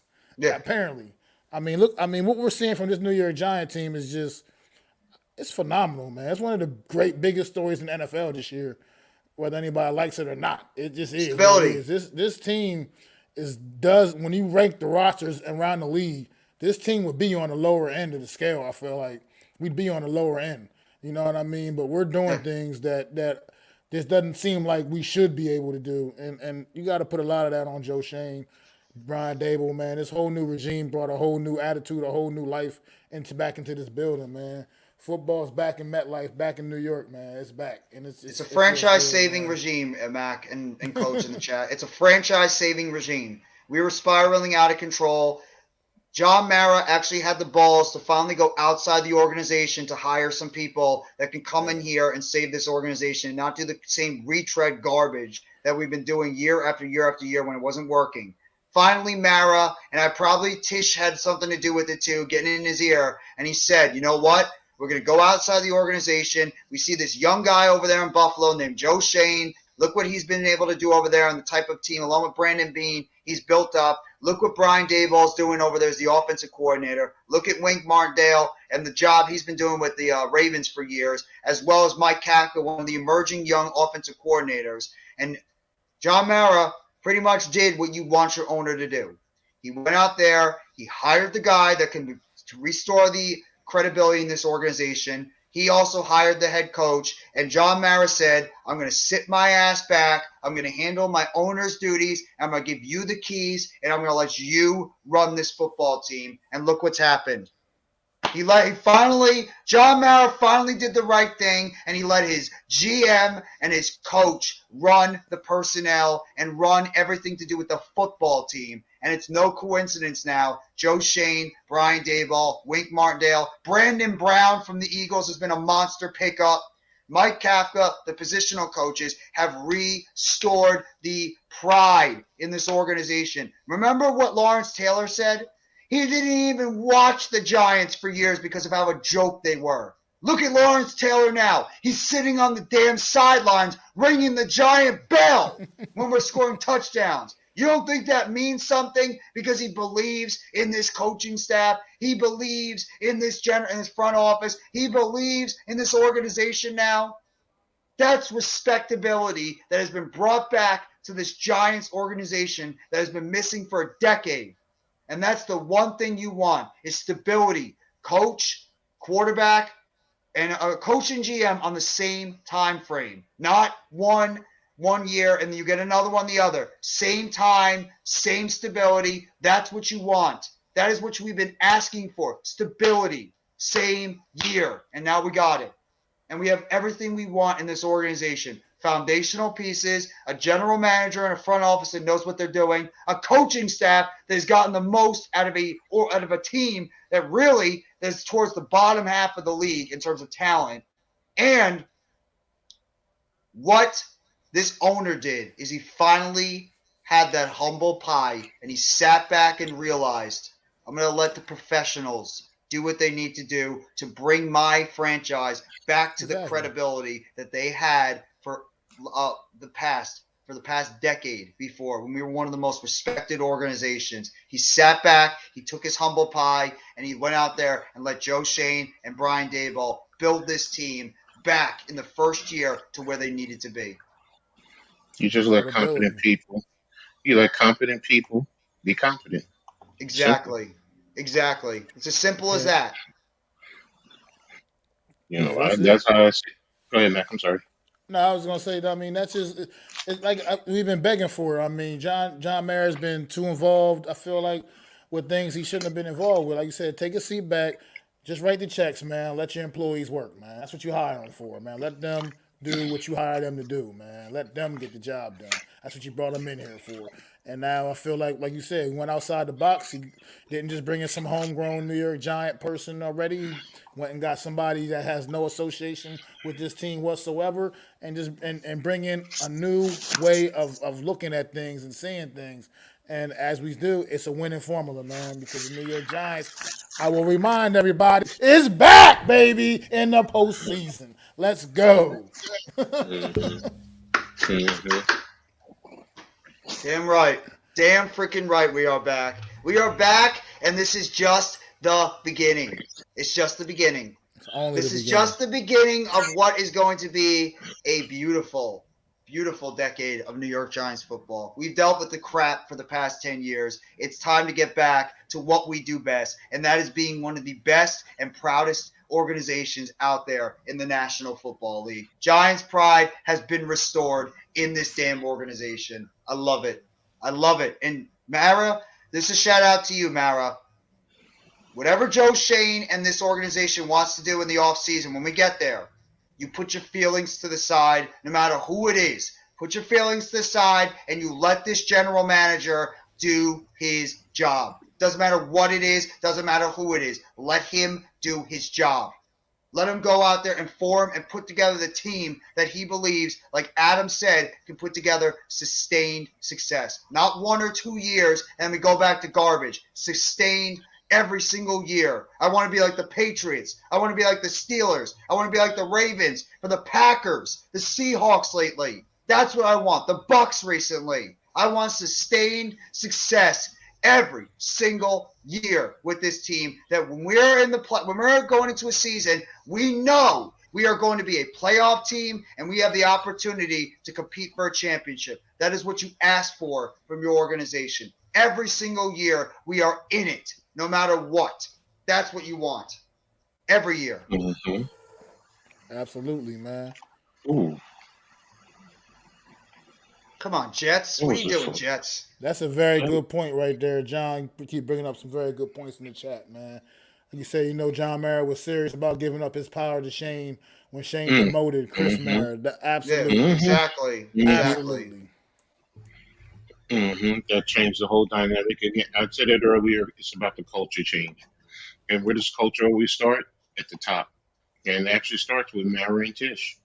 And, if they're stepping back and letting the football people be football people and do what they're supposed to do, then you're fine. You can't be a football person and go out there and make those decisions per se. Just like he can't go out there and be a player. He can't go out there and be a coach.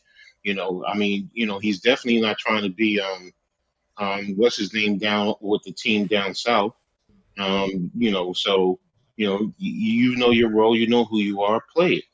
So that's intercepted. Yep.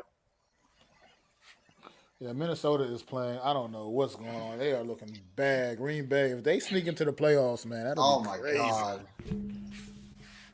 That would be Why nuts couldn't if why they sneak into the playoffs. this is the Cousins I was looking for last week. I'm not gonna lie. This is the Yeah, Cousins I was looking for last week. Like, where the hell was this guy at? It's just, and he wasn't all that great last week, but okay, so we still got him, so it don't matter. But yeah, Cousins Minnesota. is weird. He's a weird quarterback. He's great sometimes, and he's garbage. It's like, what quick Kirk Cousins are you going to get? Yeah, exactly. He's always getting the cash cow, and so that's another reason why I say Daniel Jones is going to get the money he deserves, because when you look at a guy like that, you mean to tell me Daniel Jones isn't on par with him? Oh, Seriously, and he has weapons around him. So it's where's our Justin Jefferson? Where's our T.J. Hawkinson? Where's our Adam Thielen or K.J. Osborne? We have our Dalvin Cook and Barkley. But besides that, oh man, Mike White just got crushed. Damn, Mike White just got crushed on the outside, and Seattle just got a fumble recovery. Jesus. Have a good one, John. Have a great night, bro. Thank you, John, for coming in, man. Really appreciate it. Have a happy New Year, brother. Mike White took a vicious shot. Oh, is White out again? Is he going to be out again? because you I know know. what No, it that seems like means. he's all right. It seems like he's gonna be all right. But that was a vicious shot he took on the outside. Did I read? Oh, wait a minute. That's what I wanted to ask you, Jeff. Is it true that they're reporting the Jets are talking about keeping Wilson Yeah, next year? they did. That's true. They're committed to keeping Wilson around. I'm not even joking. They are committed to How? keeping Wilson because he's a number 2 pick. Because they believe they can salvage his career. You He's lost the know locker how many times? room. Yeah, but Mac, how many times have we seen general managers? No matter what they do, they're always going to try to get the most out of their draft picks. They hate admitting they're wrong. As But this stupid as it situation is is. different, though. He's lost the locker room completely. You No, got There's guys there's walking rumors around that they might there. fire no, Salah. They might fire Salah after the year. no. You know This what is it why is. the Jets. You know exactly. It is the reason why they are the The Jets. ownership That's sucks. I oh my gosh, come on. Sometimes you need to know when you got to just rip the band-aid off. You just got to. Let it scab up and start over new. Just rip it off and Yeah. move on. That's They not a don't have the Everybody's balls. situation. They don't have the balls to do it. You It's, can't it's, bring it's him back into that situation. It's just not. I mean, the media is going to eat him alive. I mean, yeah. yes. he Oh, they doesn't have are the respect. He absolutely. doesn't have the respect of his teammates. It's Look, just not. It's a look. horrible situation all across the board. Let's let I said it earlier about the Giants. It's culture. He is not equipped for being in New Oh, York. holy He's crap! just not. Justin Jefferson just hit the ref with his helmet. Damn.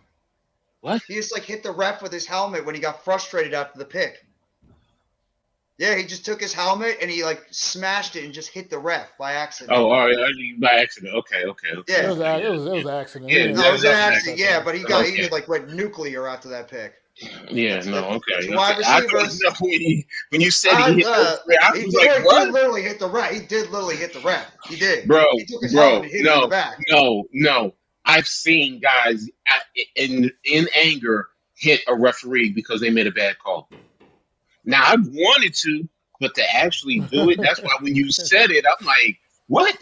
Yo, No, he's he's probably done. pissed off because of the Yeah, pick. no. He that was just the pick, and he's frustrated. Even the ref would have said, no, you good, you good, you good. Yeah.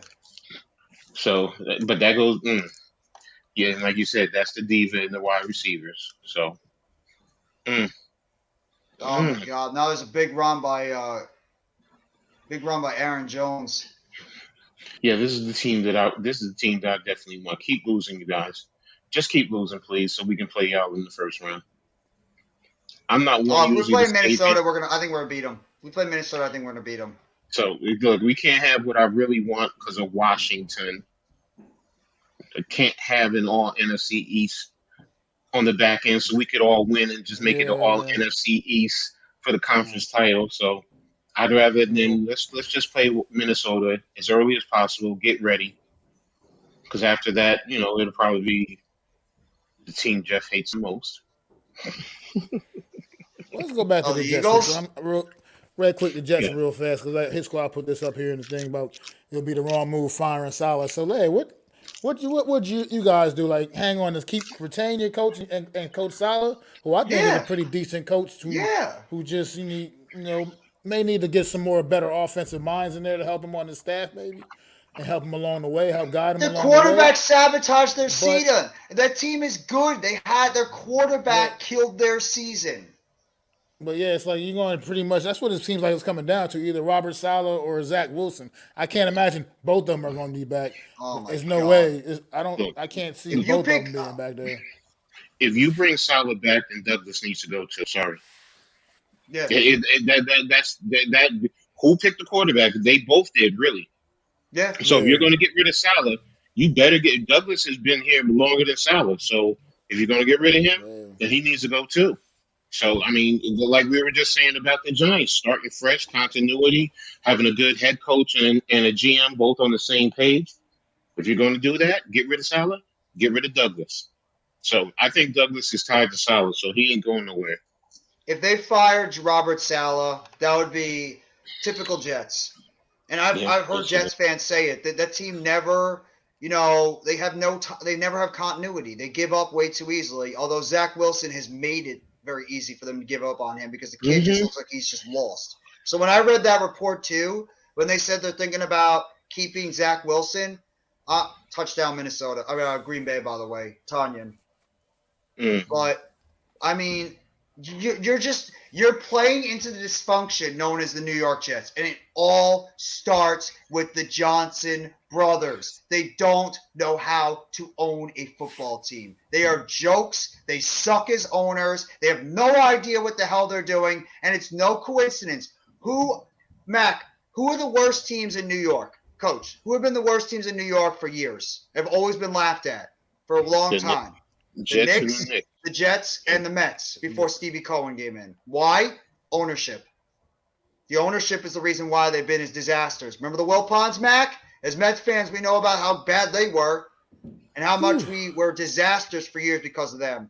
James Dolan, all you got to do is talk to Coach about that, and he can give you an entire long list on what is wrong with James Dolan. And then the Johnson brothers, who they have no idea what the hell they're doing as football owners, while the Jets have been so goddamn bad for years, and they are the longest team that has not been to the playoffs. They haven't been there since we were in the Super Bowl.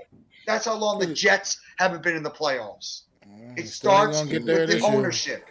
Starts there at the top.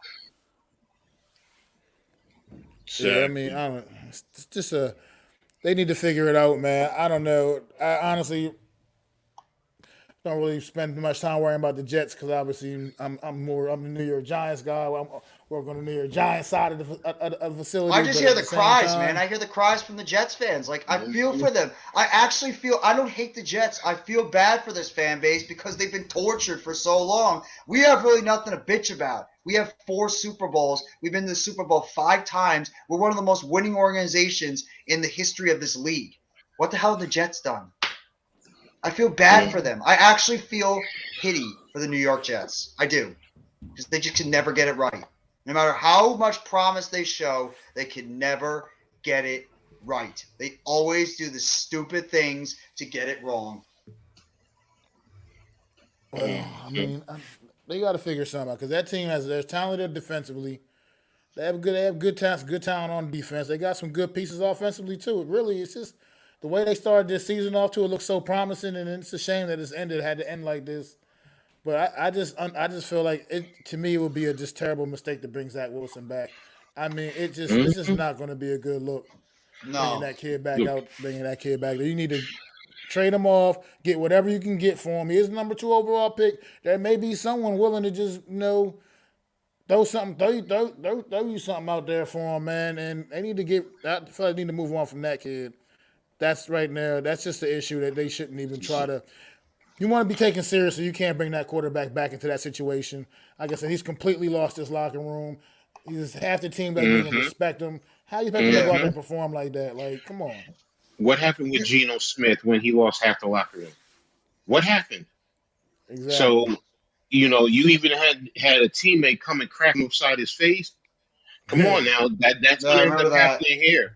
So, the ultimate truth is Zach Wilson is not equipped to handle being in New York City. No. He may be a talented player. He may go somewhere else and prosper.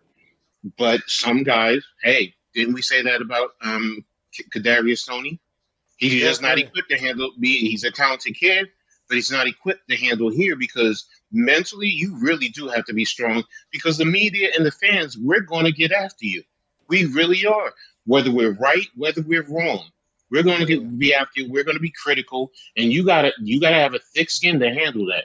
And that's why we respect guys like Daniel Jones and Saquon Barkley because they have gotten destroyed by the media for years. And what did they do? They just went out there and they gave you the type of answers that you asked for from your star players, from guys that are in prominent positions on your football team. And look what they did. Both those guys know how to handle New York. Saquon Barkley has that fire on the outside, and he knows how to talk to the media. And Daniel Jones is like a carbon copy of Eli Manning and what Eli Manning used to do. He knows how to handle the criticism. Wow. He knows how to handle the media, and that's what you want from your team. I mean, one thing it comes down to, you can't be sensitive, man. You got to let it roll off for one thing, because the media is going, like you said, it's going to come after you, man. They're going to come after you, and you got to be able to weather that storm and take that, man. Like I said, Zach Wilson, kids like that, they're just too damn sensitive, man. Take everything personally. And like you said, some guys are built for New York, some guys aren't, man. And he's definitely a guy that's not built Mm-mm, for New York, man. It's just mm-mm. not meant to be. Exactly. Well, Cook got Exactly. banged up. And the sooner the Uh, Jets realize that the better they'll be, man. But I think trying to bring him back, that's like forcing a square peg into a round hole, man. It's just not exactly. going to work. Mac, I'm telling you what they're going to do, and would not be surprised me. They're going to fire Robert Sala, and they'll bring back Zach Wilson, and they'll keep Joe Douglas. That would be the Jets thing to do. Would you be surprised? I Mm. wouldn't. No, I wouldn't be surprised. I mean, it's the That's the Jets. Jets. Yeah, that's what the Jets will do. They'll fire Robert Sala. The owner will want to change. They'll keep Joe Douglas because of the draft he did this year, and they'll say, you know what, we're not giving up on Zach Wilson. We still believe we can get the most out of this kid, and they'll bring him back. They'll let Mike White go, who everybody loves in that organization, and then it'll be just a mess again.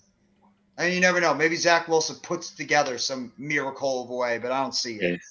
Maybe I don't Joe see Shane it. will become the genius and trade Tyrod Taylor to the Jets for a first round draft pick. There you go. Tyrod will Speaking come of and these, rescue that organization. speaking of these games right now, the 49ers and Raiders right now playing. It's in the third quarter. The Raiders are hanging on to a 3-point lead right now, 17-14. Brock Purdy, this is what I was talking about. Looking like the seventh round draft pick that is. I mean, he's got 2 touchdown passes, but this kid's stat line right now, this dude is 8 of 12 for 37 yards and 2 touchdowns. I mean, Probably that's making him a not game manager in going the to game. get it done. No. That shit right there is not going to get it done. And this is what I was talking about with a kid like that. Yeah, they came on. He's been hot. He's had some good games, and they 49ers have sustained with their, especially on the strength of their great defense.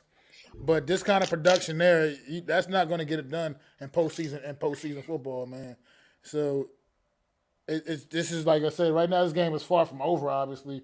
But the Raiders right now, shouldn't even technically you would think shouldn't even be in this football game against the 49ers at all, let alone hanging on to a lead right now into the third quarter. So it Yeah. just goes to show, man.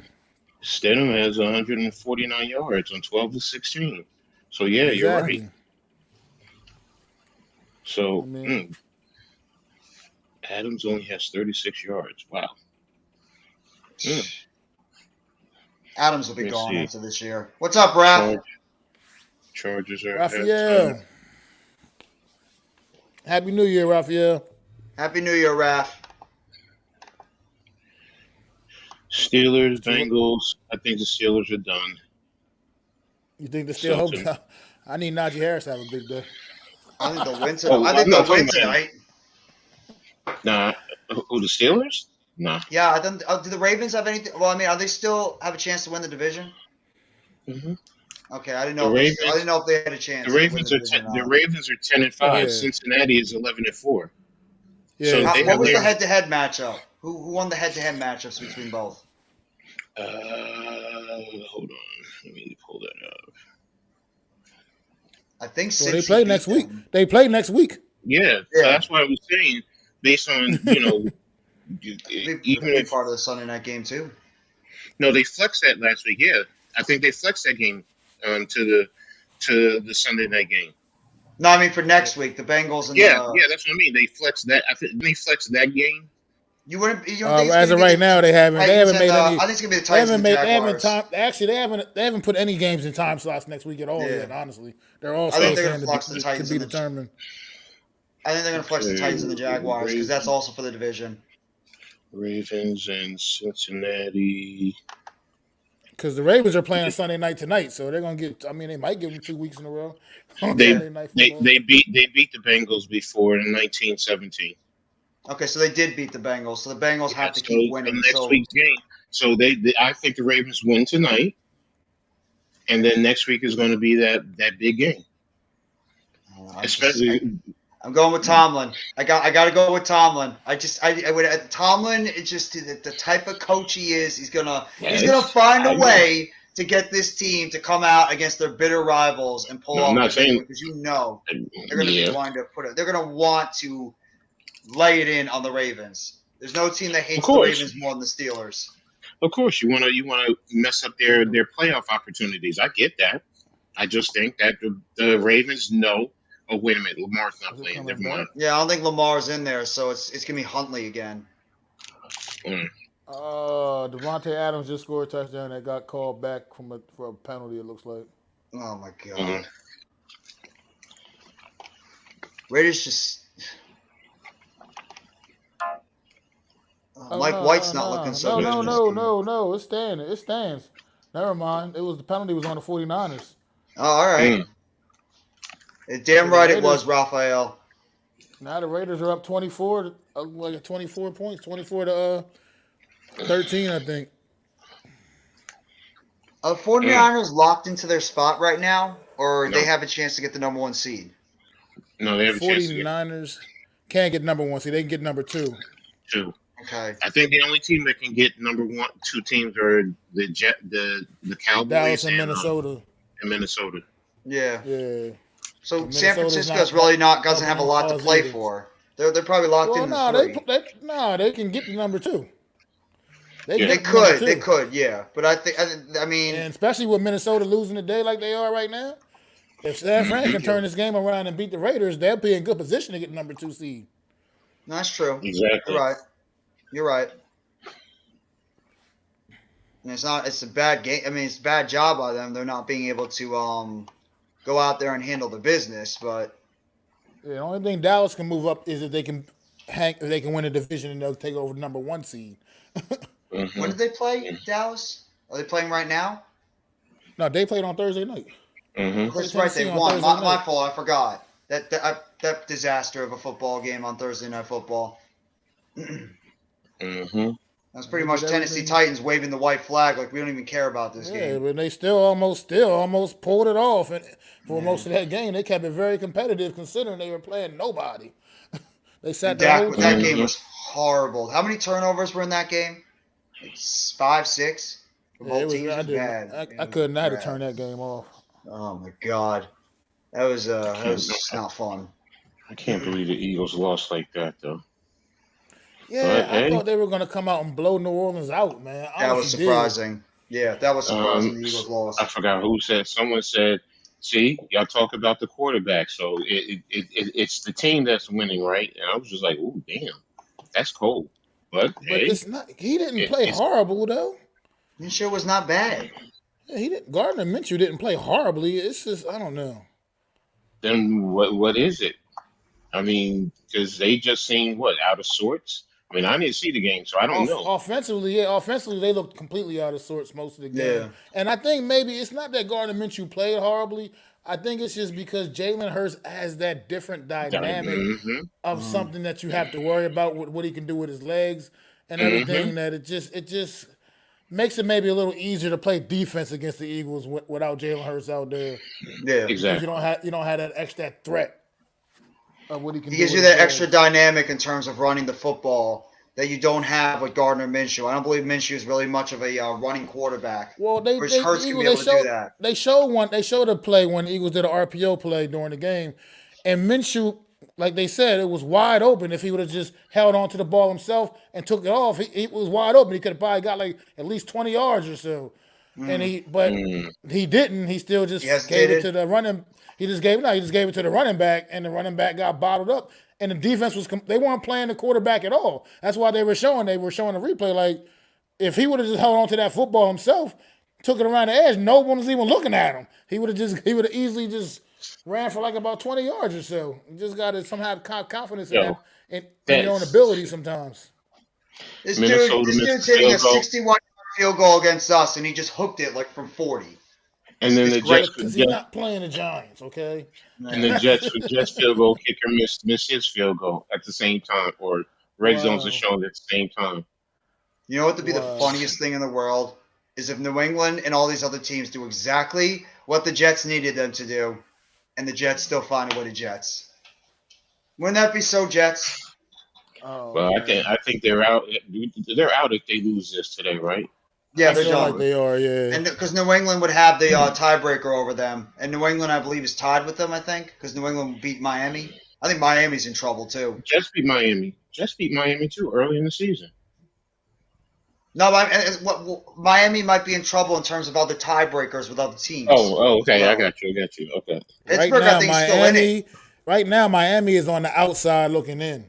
Mm-hmm. That loss today Wow. hurt them bad. They're on the Mm-hmm. outside, And that man. helped New England a ton.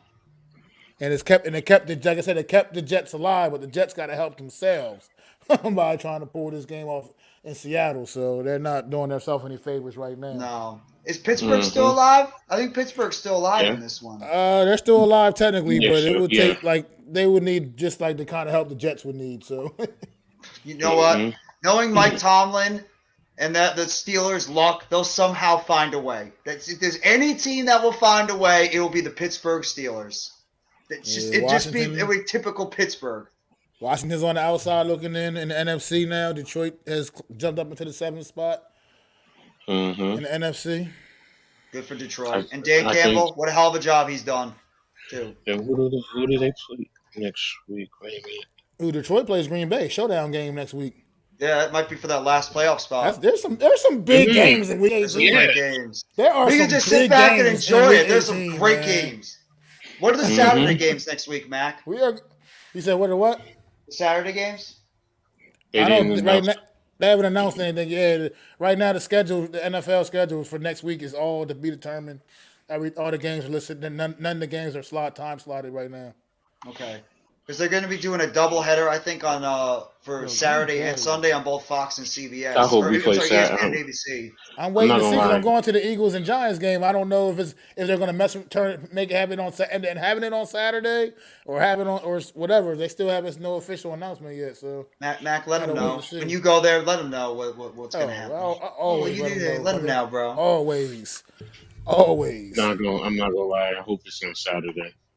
So Me we too. can. I actually really do. It's all on I'd rather Saturday. it be on Saturday because I want to enjoy it. I want to enjoy these good. There's going to be a lot of good football games on Yeah. Sunday to kick back and watch, man. Exactly. Absolutely. And you got the college football championship on Monday, too?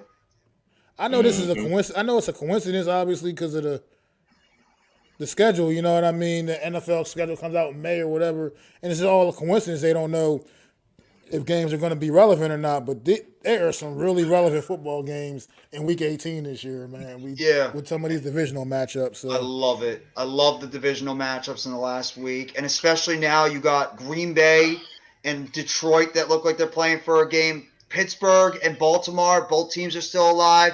Jacksonville and Tennessee playing for the division. I mean, you could have Cincinnati and Baltimore playing for the division. I mean, you got a lot of these juicy games, man. You got matchups. even some of the other games, like the Patriots and Bills is a big game Mm-hmm. because the Patriots are trying to hang on and If the Jets can come back, maintain Jets that playoff Dolphins. spot. Yeah, I mean it's some big. Even ones, our man. game is still big because Philadelphia might be fighting for the number 1 seed, and we can Absolutely. ruin it for them if we. So even our game is big. So there's gonna be a lot of great matchups in Week 18, and we can sit back and just enjoy it. We don't have to worry about breaking a sweat or anything because we already know where we stand. It's just we have to hope nobody gets hurt, which luckily 2 weeks in a row nobody really got hurt except for Darnay Holmes who got banged up a little bit, but he came back in the game.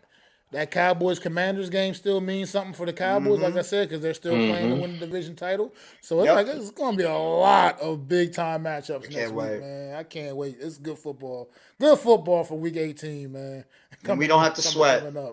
You just sit back and enjoy it. Our 6th seed is secure. We're not going to get any higher than the 6th seed. We're not going to go down to the 7th seed. We're sitting in that 6th spot, man, in the playoffs, man. Oh man, it's gonna be fun, man. This is gonna. Can't be fun. wait. This is what we asked for.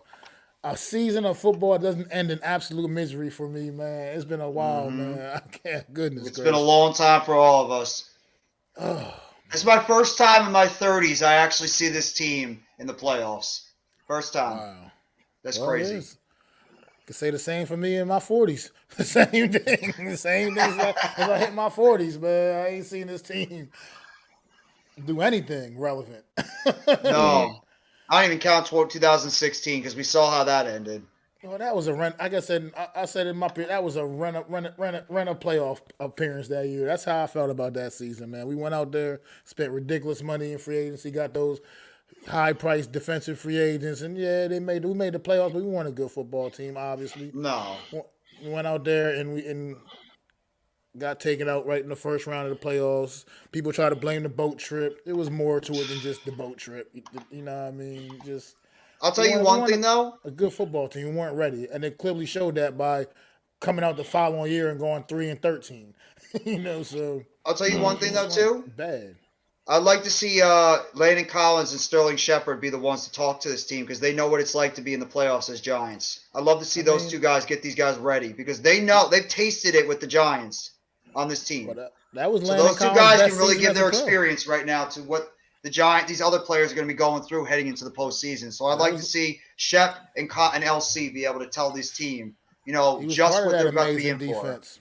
That was his best season as a pro. He was almost defensive player of the year that year, as a matter of fact. All pro, Landon Collins. He was absolutely all pro, but he came in like second or third and voting for defensive player of the year that season. Yeah. So he had a hell of a year. Shep was a beast on offense for us too. Both of them. I mean, that was Shep's rookie season, I believe, I'm not mistaken. But at the same, it was like you said, they're the only two guys on this team that got. Well, I mean, not the only two, but only playoff experience with the New York Giants, at least, anyway. So you like you're that? right. A little Jerry Reese little trinkle in there too. Little Jerry Reese getting his guys back in there and showing their stuff, especially Landon Collins. The 49ers went right back downfield and answered back. Mm-hmm. Brock Purdy. No, there was some things he did, but it's also the run game. Some ingenuity with the run game. Well, that's the thing with Purdy. He doesn't have to go out there and light it up. He doesn't have to. I mean, he's not going to be a game manager, but the talent all around him, all that kid has to do is not go out there and make mistakes and cause the team to lose. Because the talent around that team is so good. Same thing he did at Iowa State. Yeah. This is I mean, you have Brees Hall as your running back. You pass it when you need to, but you hand him the ball and let him run. Exactly. All right, Jets, are you going to stop them from getting the first down? You need to. They didn't do it. Nope. Oh, wow. They really wedged that line. I forgot DJ Dallas is still in the league. How about this for one of the biggest pickups mid-season pickups is Christian McCaffrey to the 49ers, man. How about that? He's been tremendous. For a move. I mean, especially right now on the heels of he was good. He was getting it together anyway while Debo was still out there, but since Debo Samuels went down, this offense has leaned on Christian McCaffrey. And he's answered the bell, man. Christian McCaffrey, one of the absolute best in the business, man, and it's showing you why, man. He changed the dynamic of that team. Over 100 yards on the day rushing. He's the leading receiver on the day. Christian McCaffrey doing everything for this 49er offense. And I know he's happy because he's out there on a much better football team. He's going to be playing in the postseason. Crap, Laquan Treadwell is still in the league? I didn't even know Laquan Treadwell was still in the league. He's catching passes from Geno Smith on Seattle. God. Forgot all about Laquan Treadwell making catches against there you go. You got a new sub, Mac. Oh, I appreciate it. Solving the race problem, man. I definitely appreciate it, man. No doubt indeed, man. Have a happy new year, bro. You subbed up to an awesome guy, our friend. One of the best out here. Mr. Mac the Giants fan. He brings the passion all the time as well as Mr. Coach down here. We're going to get some postseason content this year, fellas. Yes, sir. Some postseason content. Yeah. Exactly. How good? Yeah, this is my first year. Coach and I's first year being content creators, and we get to go doing Giants postseason. How wonderful is this? I love it. Started this thing off last year and went through a miserable season, a 4-13 year. My God. And suffered through that, man. Still was pounding out videos, but this year we get to drop some postseason work, man. And it's a new day, man. It's a new day. It's a new era. Damn right, it's a new day. Wait a minute. Didn't Metcalf and Treadwell play at Ole Miss together? No. I think Treadwell came afterward or before him. Metcalf played with AJ Brown. Treadwell was definitely a little before him, at least for sure. He played with remember Dante Moncrief? Yeah, that's right. Yeah, they played together with one another. You're right. I forgot about that. Yeah. Metcalf played with AJ Brown. God, AJ Brown and AJ Brown and DK Metcalf were on the same wide receiver core in college. That's scary. This has been a popular question from a lot of people today popping into this chat, man. We've gone over it a few times, but we're definitely happy to talk about it again, brother. I'm on the fence, man, like how I feel about it. I feel like players that have anything like lingering, nagging little issues, I probably would tend to want to rest those guys at least. Mm-hmm. But for the most part, man, I like to keep guys fresh and keep keep them football ready, game ready.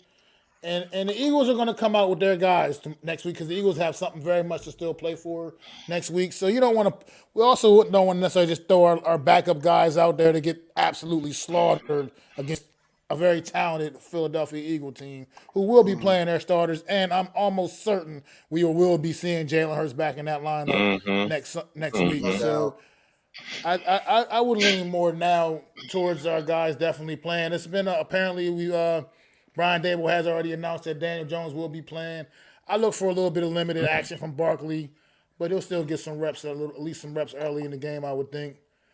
And we'll see. We'll see how they handle it. I mean, we'll see how they handle it. But I just feel like I like to keep guys fresh. So I would like let them. I mean, keep them football ready. When I see keep them fresh, like right now, this Mm-hmm. offense has been doing some good things the last couple of weeks, and I don't want anything to slow that momentum down either. And so I want them to get some reps out there and see if they can do it against what's one of the best teams in football, if not the best team in football. So we'll Just see. rotate guys in and out. Rotate them in and out. Play them the first half. Sit them out in the second half if the game gets out of hand. You can't sit these guys. They have to be in game shape and game ready because we're going to be getting ready for the playoffs, whether we're traveling to Minnesota or whether we're traveling to San Francisco the week after. So keep them ready. Keep them fresh. That looks like one of the two. That is the only place. We're either going to Minnesota or San Fran. It ain't no Oh, in yeah. between. Mm-hmm. That's Yeah, there's it. nowhere else we're Those are the going. only two options. Either Minnesota or San Fran. Mm-hmm. I want Minnesota. I want Minnesota. And with how it's looking like now, it might be Minnesota because San Fran is very much in this football game still, and Minnesota is getting the doors blown off. They're of getting them, so. mollywopped right now. Well, did they didn't play each other, right? Minnesota and San Francisco never played one another this year. Not that I can recall. And They go by. Minnesota, They'll probably try and go by common opponents. yeah. I mean, there's a long list that they do. It's like 12 different points that they go to figure it out. So I know common opponents sometimes is the one that they look at the most. Mhm. Once you get past head to head in your division or in a conference, because also your division and your conference. I think conference record is the other one that Mhm. will. You look at their the conference record. There's something plus or minus points for, points against, all that, other stuff. So, Oh, there's Jamal Adams in the Yeah. press box for the Seahawks. What a great trade that's been for the Seahawks. mm. Ooh, what a Let's see their hit! conference records. What a hit! Ooh, what a catch! But who?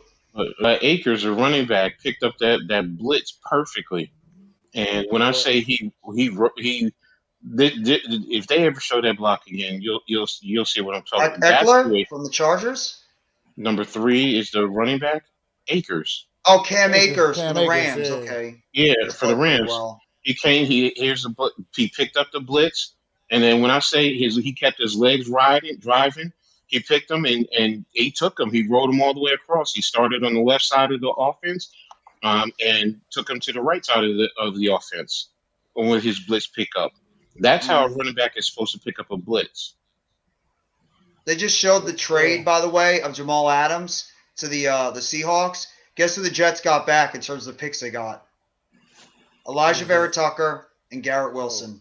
Oh wow. Hey, That's who the Jets got back for Hey. Jamal Adams. exactly. Well, you guys Exactly. are just talking about the tiebreaker scenarios there. If they go by Hmm. conference record, so if San Fran wins this game today and Minnesota goes on to lose, which looks like that's going to happen, well, San Fran don't know if they're going to win, but Minnesota looks like definitely going to lose. But San Fran has a better conference record as well, so that's a tiebreaker scenario. San Fran would then, with them having the same record, would then be ahead based off of that Okay. tiebreaker scenario. Here it is, playoff picture. All right, tiebreaker procedures. Mike White's been incredibly inaccurate today. I agree with your assessment right here. Not steal a line from our guy Earl Cole, but solving the race problem says Hodgins been a steal this year. I'm proud to see him flourish like this. His work ethic and story reminds me of Victor Cruz. Kid deserves to come back next year and be part of the rotation. Oh, not gonna lie, solving the race problem. You hit something on the head right there. Because last week's game in particular, when I was watching Hodgins play, I was getting those little Victor Cruz vibes a little bit, man. Like this guy just seems like he's one of those type of stories where he's another year away from just completely breaking out, man, and becoming a star in this league, man, potential star in this league, man. So I got a question we'll for you see. guys. Do you trust him enough, what you've seen so far, to let him go out there and compete to be the number 2 receiver on this team? Not number 1, but 2. There's be a boundary receiver on the outside. Do you trust him enough? Well, I mean, absolutely. If he can step up to that and become that guy, man, then sure, go out there and earn it. I mean, you're not obviously not getting anything handed to you, but Yeah. right now, I'm just all about competition for next year, bringing in a lot of good competition in those positional groups, especially the Yeah. ones we've had issues with this year, and weeding out the weak and getting the best guys in there.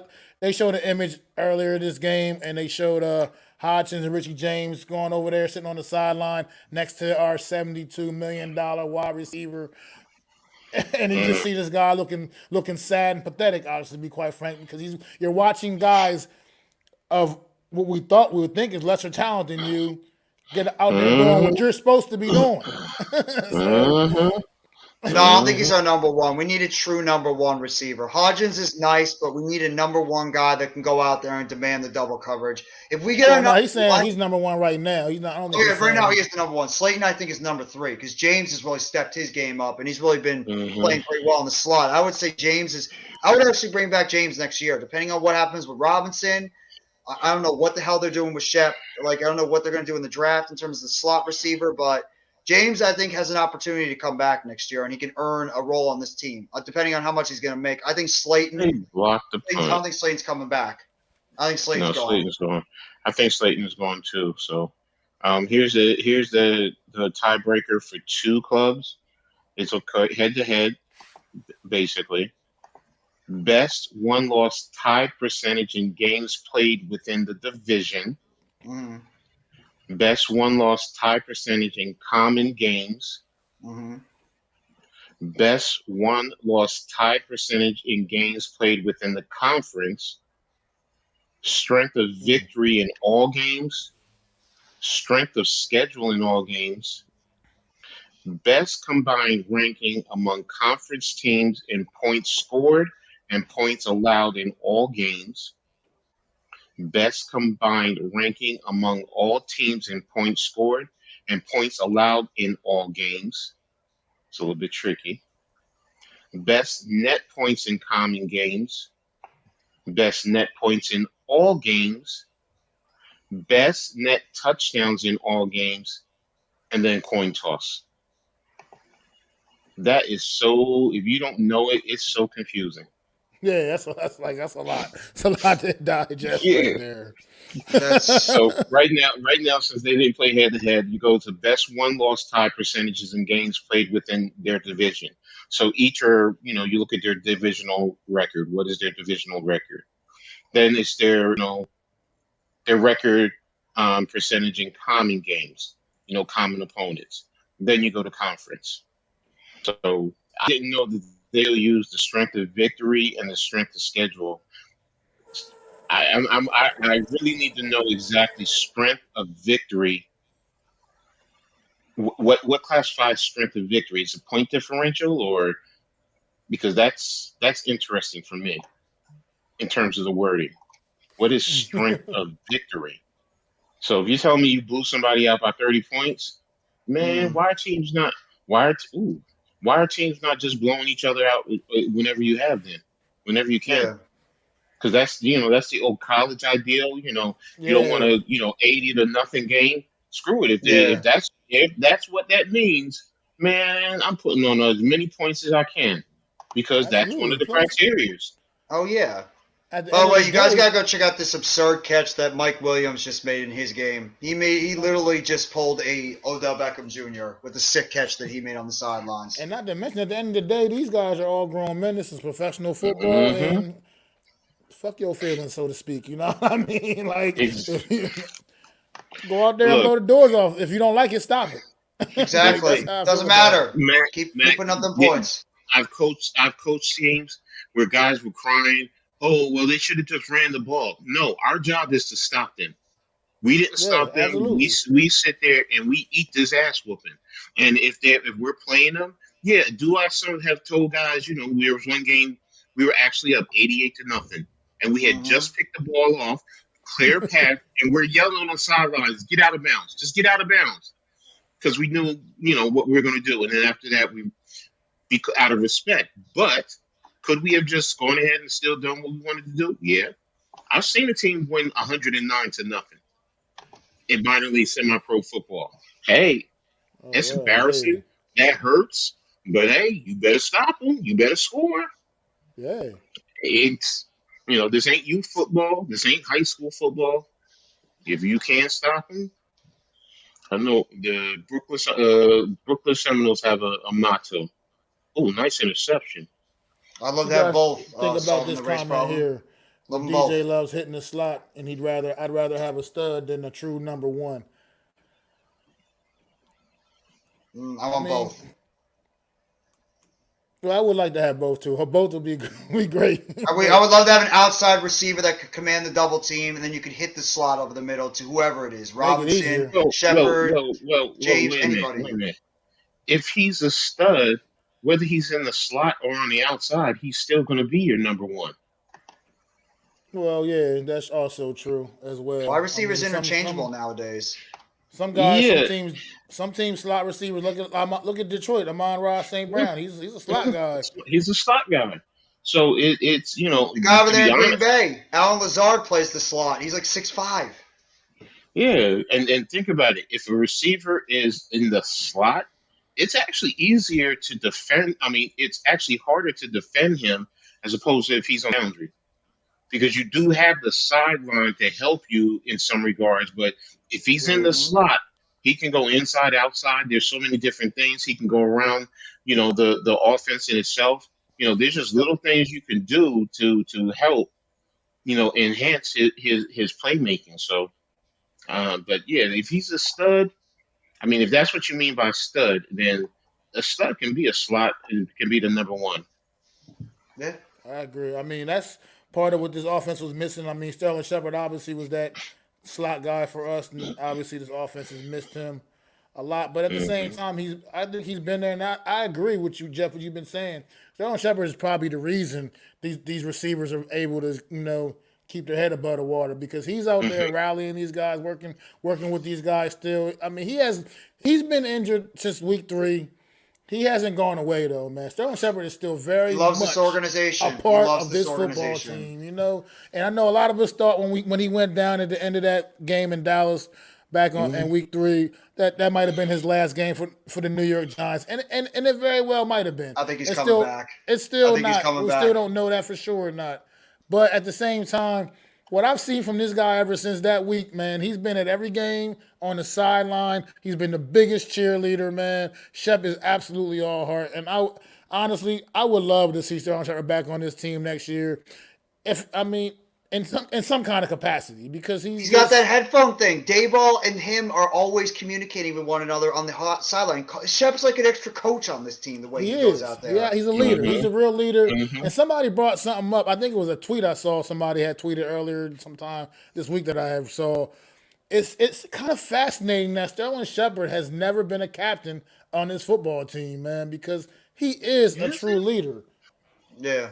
He has never been a captain on this football team in his whole since he's been here. Mm. Never, not one season. Nope, never been a captain. You know what? Yeah, you're right. I guess it's just a natural assumption. That's a good point. That's He's a pretty very good. much been a captain. I mean, Shep's been he's He's the a leader. longest He's a tenured leader. guy on this team. He's Well, a now legitimate Collins is. leader out there.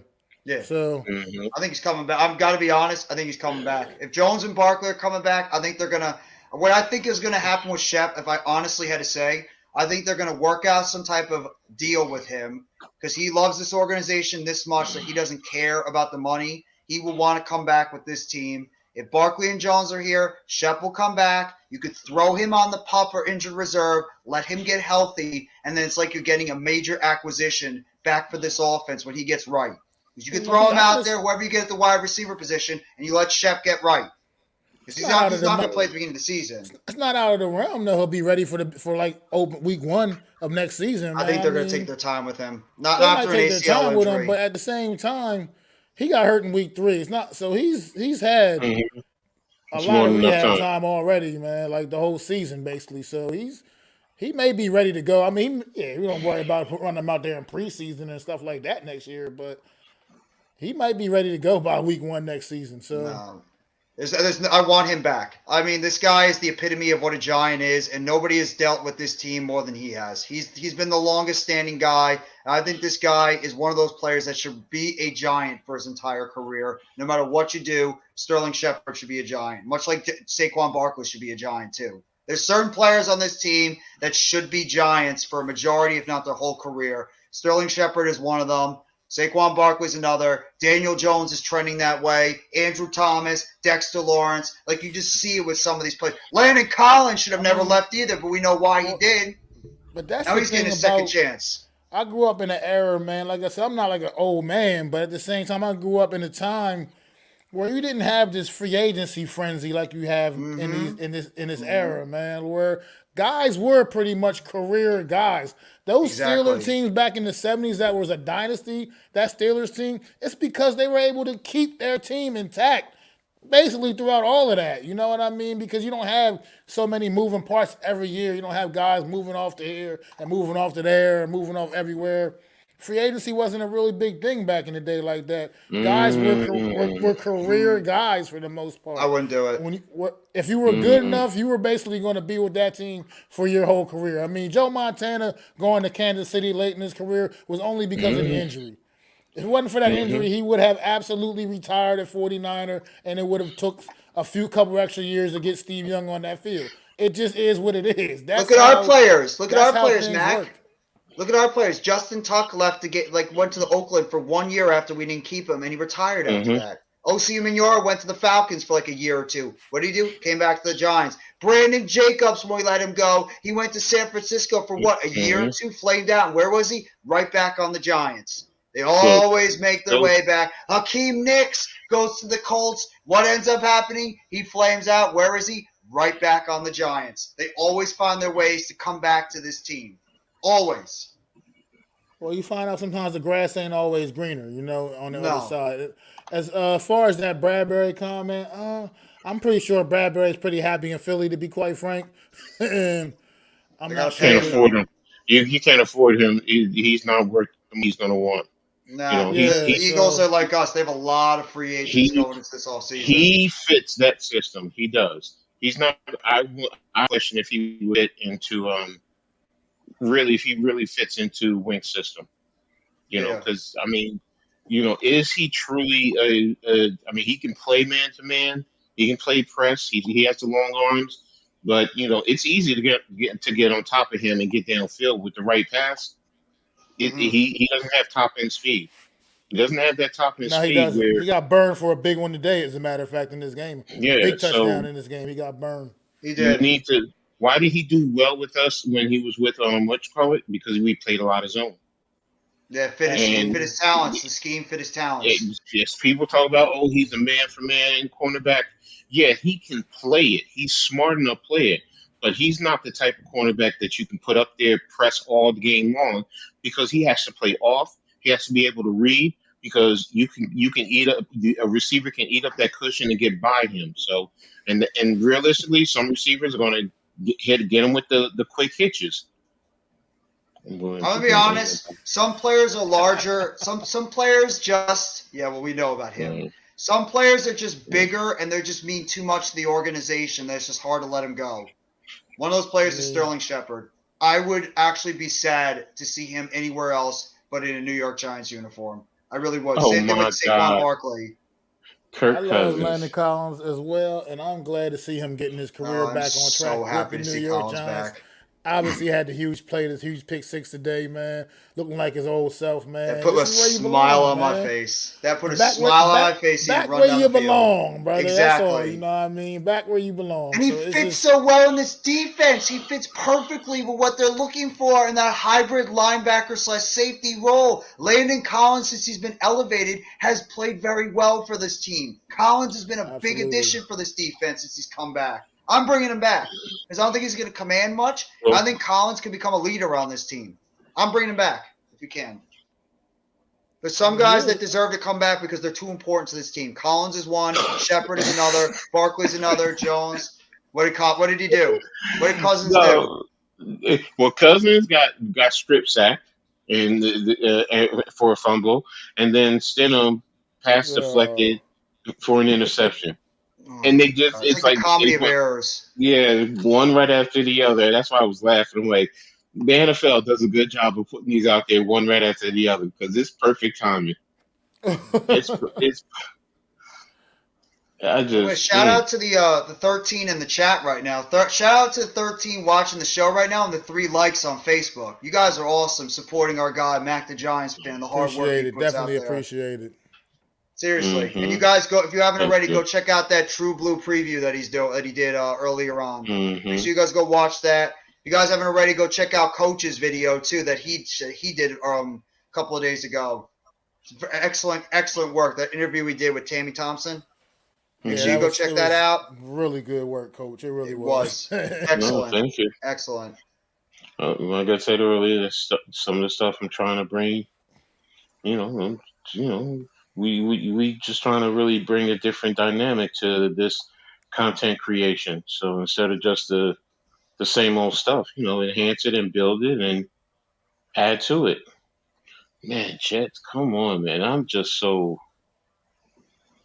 this I expected offense more from is the Jets today, man. yes. It's the Jets. I really did expect Uh, more.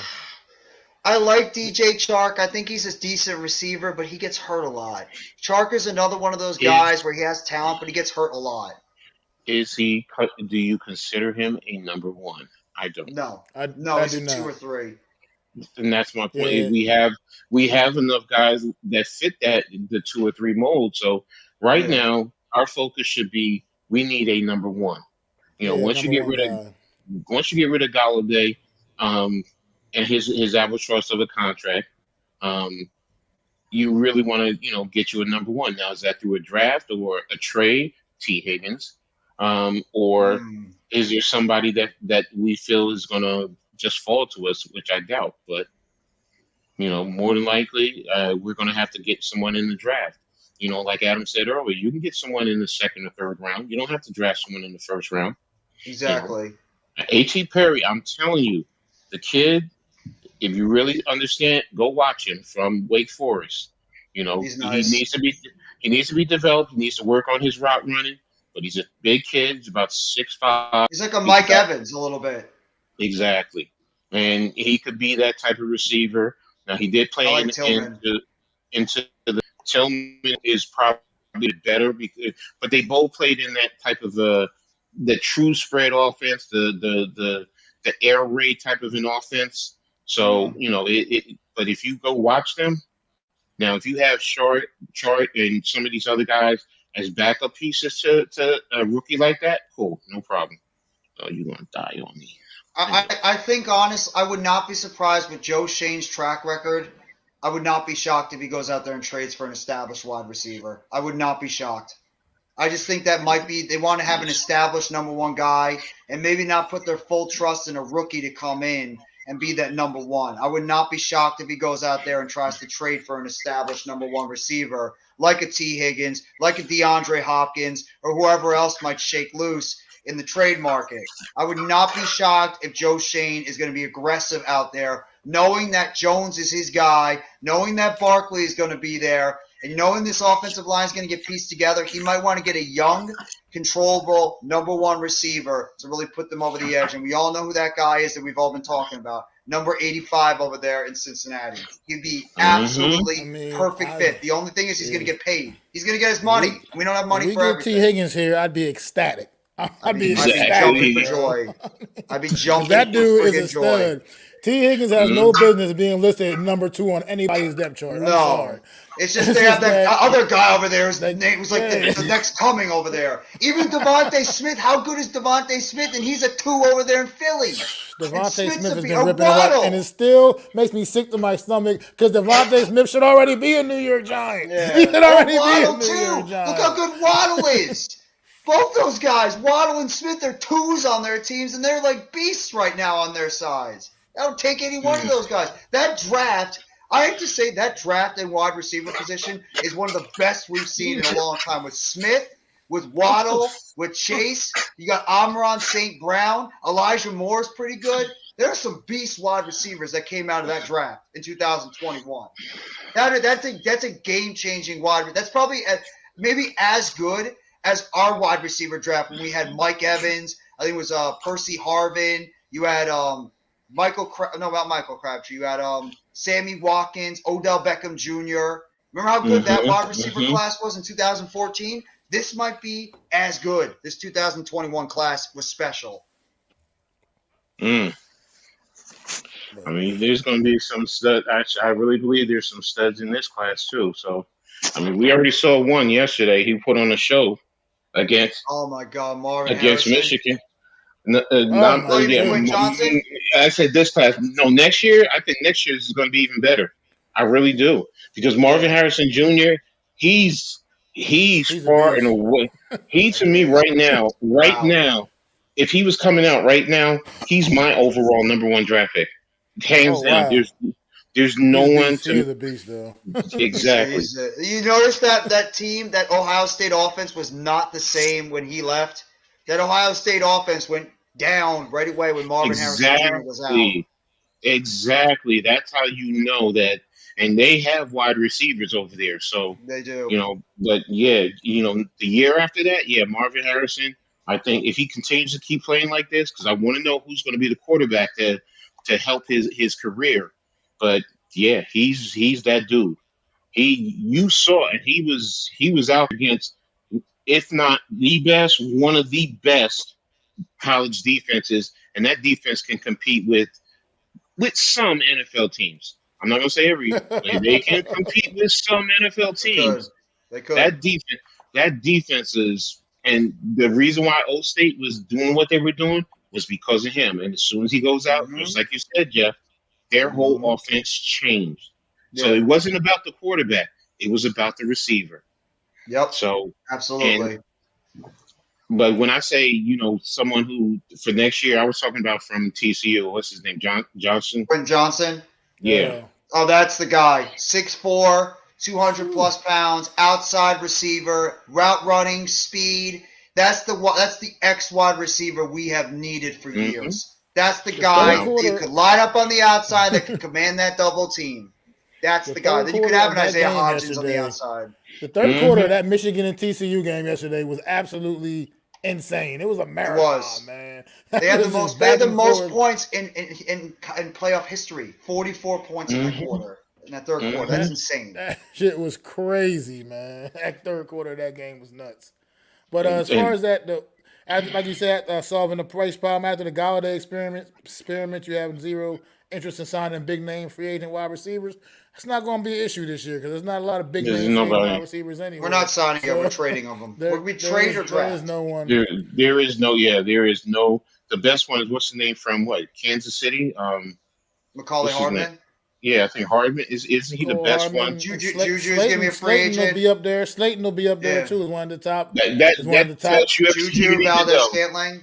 Yeah. And that, So like you said, that tells you you, everything you need to know you right know there. We're gonna trade exactly. for one. We're drafting one. Either or. Exactly. So if I'm trading, yeah, the first one I'm targeting is Higgins. Maybe Yeah. Boyd, depending on what Cincinnati wants. I'll take Maybe. Boyd. Boyd's really But good too. he's good. He's what I call a I one don't want Julio B. Jones. No, not No now. Julio. No Not Julio maybe you're talking now. about Julio 3 or 4 years ago. Yeah, not the Julio Jones now. It ain't the same Mm-mm, Julio. mm-mm, mm-mm. Julio is a complementary piece. He's not the commanding piece He's that you. Yeah, yeah. as a DC, I'm giving eyes to him out of respect. but I'm not scheming to take him away. No, he's No. not. He doesn't. Now you say Nice, D man. Hop, okay. Good job. I D got an Hop, okay. interesting target for you guys. What about a guy in free agency that might be low cost? How about an Alan Lazard? He's not bad. He's not bad for Green Bay. Not Yeah, number see, one, but if I you mean, want to he's add not some depth, bad, but but he's see that. kind of like the guys we already have. You know what I Yeah, that's mean? that's the he point. is, It's but like, like a low cost player. I don't think he's going to make a lot. but I don't think he's leaving Green Bay, to be who would honest. you want? Him or Lazard or Hopkins? I mean, I'm not Oh, I Hopkins. probably keep, yeah, I'll keep Hodgins. Hodgins. I think he's going to be lower cost. Yeah, Exactly. that's a He's younger and he knows the system already. So that's why, to me, I'd even look at Slayton as a number three or four, Richie James, because they've already been here. We just need that number one that commands, that will help enhance and spread out the offense. Because Yeah, if you think about it, if you had that number one receiver who you could go throw that ball to in crunch time, but right now can also be a decoy that can help open up the offense. It also helps. It also helps Barkley because it helps the run game. It just does so much more when you have that number one receiver. But it just, what you have right now will just truly get, damn, baby, it truly gets enhanced. So I'm sorry, me, man. They can't do that to me on TV. They just can't. hey, coach, Brazil. Eh, oh my God. There you go. I just made Damn. his day now. Yes. Oh my God. I want Mac, you the know what I'm World talking Cup. about, right? I want the World Cup to come back now. Yes. Mac, you know No. what you're talking about, right? Brazil. oh yeah. I'll give you a hint. I think See? most guys know about that one, but exactly, Lazard is like Slayton. So if that's the case, I'll bring Slayton back because at least Slayton knows the offense. That's true. So but I don't think Slayton's coming back. I think James actually might go out there and make some money too. He's actually had a nice little don't bounce don't back towards forget, the end of the don't forget season. the thing we talk about James, but don't forget we have whatchamacallit coming back off of injury. You got Robinson, and if you want to bring Yeah, Shepard back, you got two guys right there. yeah. So if you do Shepard, then I can't see you doing Shepard, Robinson, and James. I just Nah, can't. James will probably be the guy that'll go. But Because that's only if you Shepard's got no value, and Robinson's going to be starting the season on injured reserve. He's not going to start the exact. season. I doubt. So So that's why you're not going to pay money to someone to come in and be a seat holder until Robinson comes back. So, I exactly. can't see it. I just can't see that. So if we get that number one receiver right now, I mean, we forget about Colin Johnson. He's coming back too, right? Or I is think he'll he? be. Is he? I think he's a free agent. He's I'm going to compete not for a sure. spot. I But mean, but So he's like sort of the same as Galladay and Hodgins. So I mean, Hodgins really is a better version of Colin Johnson. As much as we like him, I think Hodgins pretty much took his spot. well, but now it's unfortunately, we didn't get to see Colin Johnson. Unfortunately, he got yeah. the injury, and it's an That's unfortunate true. situation with him. So we don't know what kind of impact Colin Johnson could have possibly had in this receiving core on this offense as well. That's So true. You're right. I'll bring him back. As much competition as possible at the wide receiver position. I'm just curious absolutely, to see how Joe Shane is going to attack this offseason. Is he going to trade for an established wide receiver? Are we going to bring in about two or three new guys and throw them out there? Are we going to attack the draft in terms of the wide receiver position, get like two So or three? Or what are we going to do in you terms of you that? you go look at everything first. It's going to start with the combine. To be honest with you. Right. Let's be honest. It's going to be the combine. It's going to be individual workouts, or if you go to a school's campus and look at what they have there, and and you see, and because there going to be a good plethora of receivers, Yeah. different magnitudes. What are you looking for in your offense? But Mm-hmm. this offense is adaptable. So in some regards, you can like a Tillman or like a Perry. If Johnson does happen to fall down, um, I don't know about Addison because Addison I'm not a big Hyatt, Addison guy. Nah. yeah, it's just that they're more slot guys. Definitely, it's just Same thing like a Smith and Jigba. yeah. Smith and Jigba, I'm concerned because of his injury. I Me mean, too. he still hasn't been back. So it's are they just saying stay away and do your rehab so you can go to and then when you go to the combine, show what you can do. Um, I'm just not. I'm not. For me, he's not for me to make a number one. He's a slot receiver. He's your Mm. classic slot number two slot guy.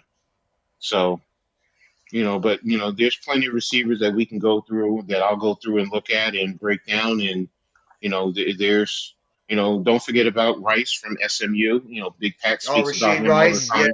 he's another Yeah, one. so there's so much. I mean, yeah, interior offensive line. I've been breaking. Well, see, with the interior offensive line, there are centers we can get actually in the third round. So it's not mandated we get one in the first round. I mean, if they are, I mean, you could look at the center from Minnesota, from Georgia. Hmm. Oh, my notes are in the back. There's like five of Arkansas. them. Arkansas, and then you have the guard from Florida, Yeah. Osiris. So you can get them, but I'm also looking at cornerback because you have the cornerbacks. What you call it from Penn State? Is the other kid from Utah? Is he from Utah? Is that Porter Jr., the kid from Yeah, Penn State? that's Joey Yeah, Porter Joey Jr. Porter Jr., Porter's son. Yeah, they're I'm looking they're at they're inside linebacker too. I want an inside inside linebacker that can linebacker. make an You impact. can look at whatever his name, Sewell from Oregon. Because he's Oh, like, Panay Sewell's brother. Yeah. yeah, he's about 6'3", 250, and he Mm. can play in coverage. So there's where we're drafting opens up so many different positions. We don't have to sit here and say we don't have to reach. To be honest with you, No. No. No.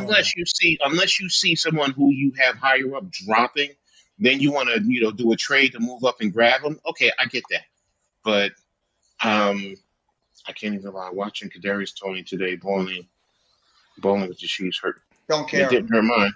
It didn't Don't hurt care. mine. Yeah, I mean, Eric, I appreciate the comment, bro. I don't really. Kadarius Tony, look, he wasn't a fit here.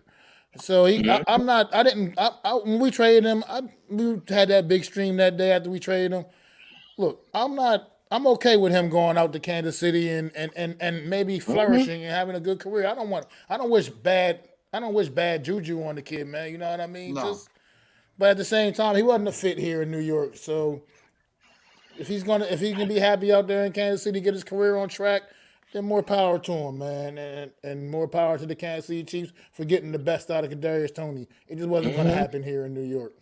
Mhm. My God, Green And Bay is absolutely destroying the Vikings. They just scored again on a run by Oh, AJ that Dillon. game It's is that game is 34 over. to 3. That game is 34 to 3, over. Green Bay. Wow. mm, mm. But Wow. I mean, I like as far as priority. If you want to make anything a priority, like I said, I really want to get some linebackers in here, man. Like some really You know, good linebacker play in New York because that's one thing missing also from this football team. Like I feel like growing up as a Giant fan back in the day, linebacker play excuse me. was paramount, man. New York Giants always seem to have good groups of linebackers, and Mm-hmm. it's been kind of that's obviously fallen off here with these teams in recent history here with the New York Giants. I want to see us build these linebackers back up and get some good linebacker play, man. So that's Yeah. where I'd be leaning at if I wanted to prioritize anything No, Okay, early I part of the honestly, day. what I'd like and to see do is I'd like to see this team trade for an established wide receiver in the offseason, depending on what kind of picks you want to give up. I think an established wide receiver would really help this team out. And then you attack when you go into the draft, you have the offensive line interior, and I don't care if Azudu and McKeithen are coming back. There's still no guarantees. I would draft over them if they're better players out there. Same thing with the inside. As much as I like McFadden and as much as I like what's going on, Dash? Mr. Big Dash Nose is in the chat. What's so going on, Big Dash? Dash. Happy New Year to you, brother. Yeah, bro. Going to the Blessings Dash, to you you. damn right, bro. Happy New Year to you, Dash. But I mean, as much as we like McFadden, as much as we like Beavers, I would if there's a stud linebacker on the inside you could draft in the first couple of Here rounds, you do go. it. Do it. Okay, you got Trenton Simpson from Clemson. Mm-hmm. Um, you got That kid's nice. well, Henry, the kid from Alabama, Henry To'ola. I can't say his name right. He's okay. He's good. He's more of a coverage. He's not going to be your run stumper because he's smaller. He's Mm-hmm. like 230, but he's good in pass. Noah Sewell. And then DeMarvin Overshown from Texas. He's another one that you can definitely look at. He can work well in with stunts, getting pressure up inside. He can handle the run. He can take on the block. So there are some good linebackers that you can get probably within the first interception with the Jets. That you can probably get within the Yeah, I first saw couple of, that. couple of rounds. So,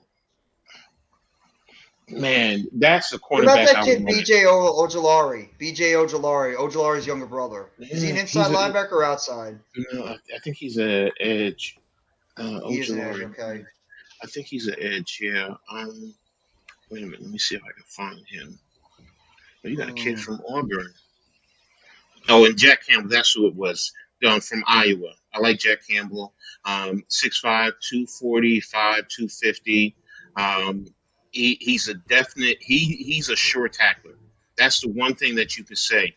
He's definitely good at tackling in space, and he plays very well against the run. So that's the one I was trying to look at. But I think you can get him. And oh wait a minute, you wanted me to ask. You were asking me about Ojulari. Let me see if I can find him. Where is he projected? Ojulari. Yeah, I like Trent Thompson a lot from Clemson. That'd be an ideal guy if we can bring him in. Mm-hmm. Um, where's Ojulari? I don't see him. Has he been having a rough year because he was talked about as one of the top linebacker prospects? Unless he's had a pretty difficult year for LSU. No, I'm not. Wait a minute. BJ Ojulari. Well, it looks like the Mike White craze is going to be coming to an end because he's not played well this game. He has not. No, I don't like Jalen Hyatt. Jalen Hyatt's too Uh, much of a slot guy. I'm not a big fan of him. I think he'll be yeah, decent, but I'm not a big fan of Jalen Hyatt. Ojulari is the edge.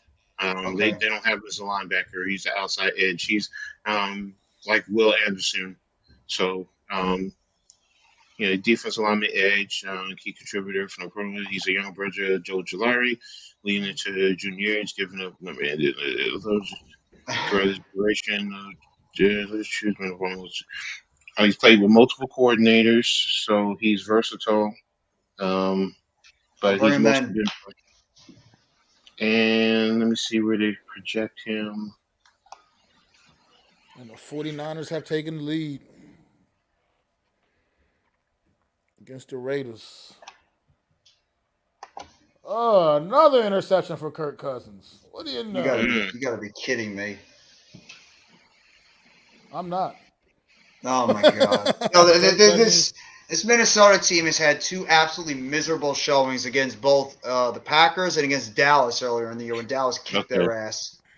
Here's the reason why you can go with Ojulari: athleticism, pass rusher, leadership qualities, and your concerns: size, playing on the line of scrimmage, strength at the point of attack, and his length.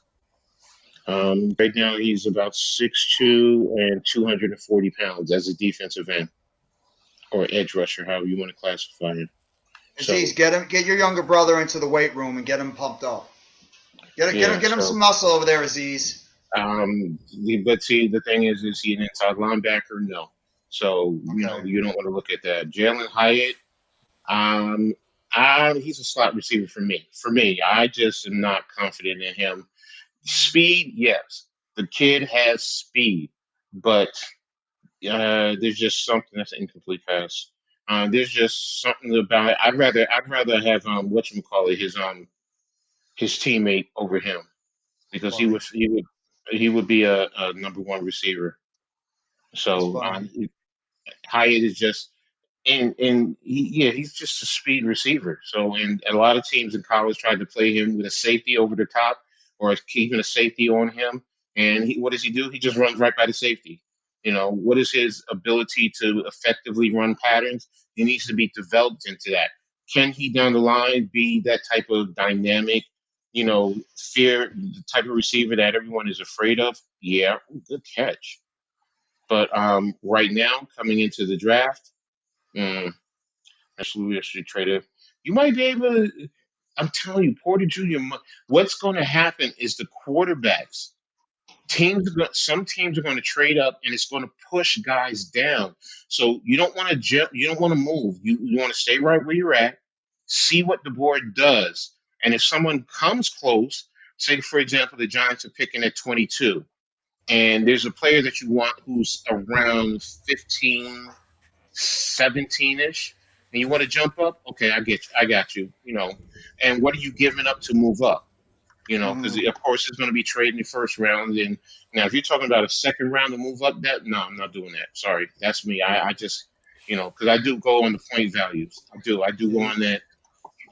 You just brought up an Yeah. excellent point, Coach, with that because this happens every year at the draft. It happens absolutely every year. These prospects, they come out, they get ranked, and like you said, the quarterbacks change the game. Quarterbacks absolutely change the game. You got teams that are just desperate for quarterbacks and will reach for some of these guys, these quarterback prospects, and that just changes the whole dynamic of the draft, man. Last year was a weak quarterback draft, so we didn't see so much of that in the draft a year ago. But this year we got a pretty strong quarterback class coming out. You're gonna have a lot of quarterbacks that teams are interested in. So that's going to change the dynamic of everything. Is it that strong though? Stronger than the one this past year. Yeah, well, anything's gonna be stronger than last year. Yeah. I mean, you're looking at 4 to 5 that make go first round. So I mean, just in the top. Had one in the first round this past season. How the hell the Raiders still in the playoff hunt? Yeah, I mean, right now we're young. You got Stroud, Levitz, Richardson. Those 4 are probably going to go. Richardson maybe later, but if someone gets enamored, like if he blows them away with his, look what happened with Wilson with the Jets.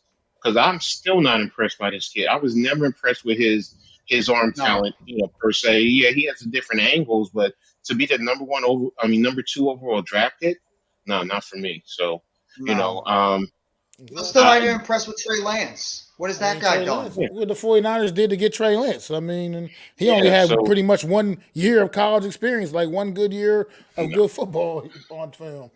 So exactly. So it's. I want teams that are quarterback desperate to make moves, to move up, because that's going to push something down.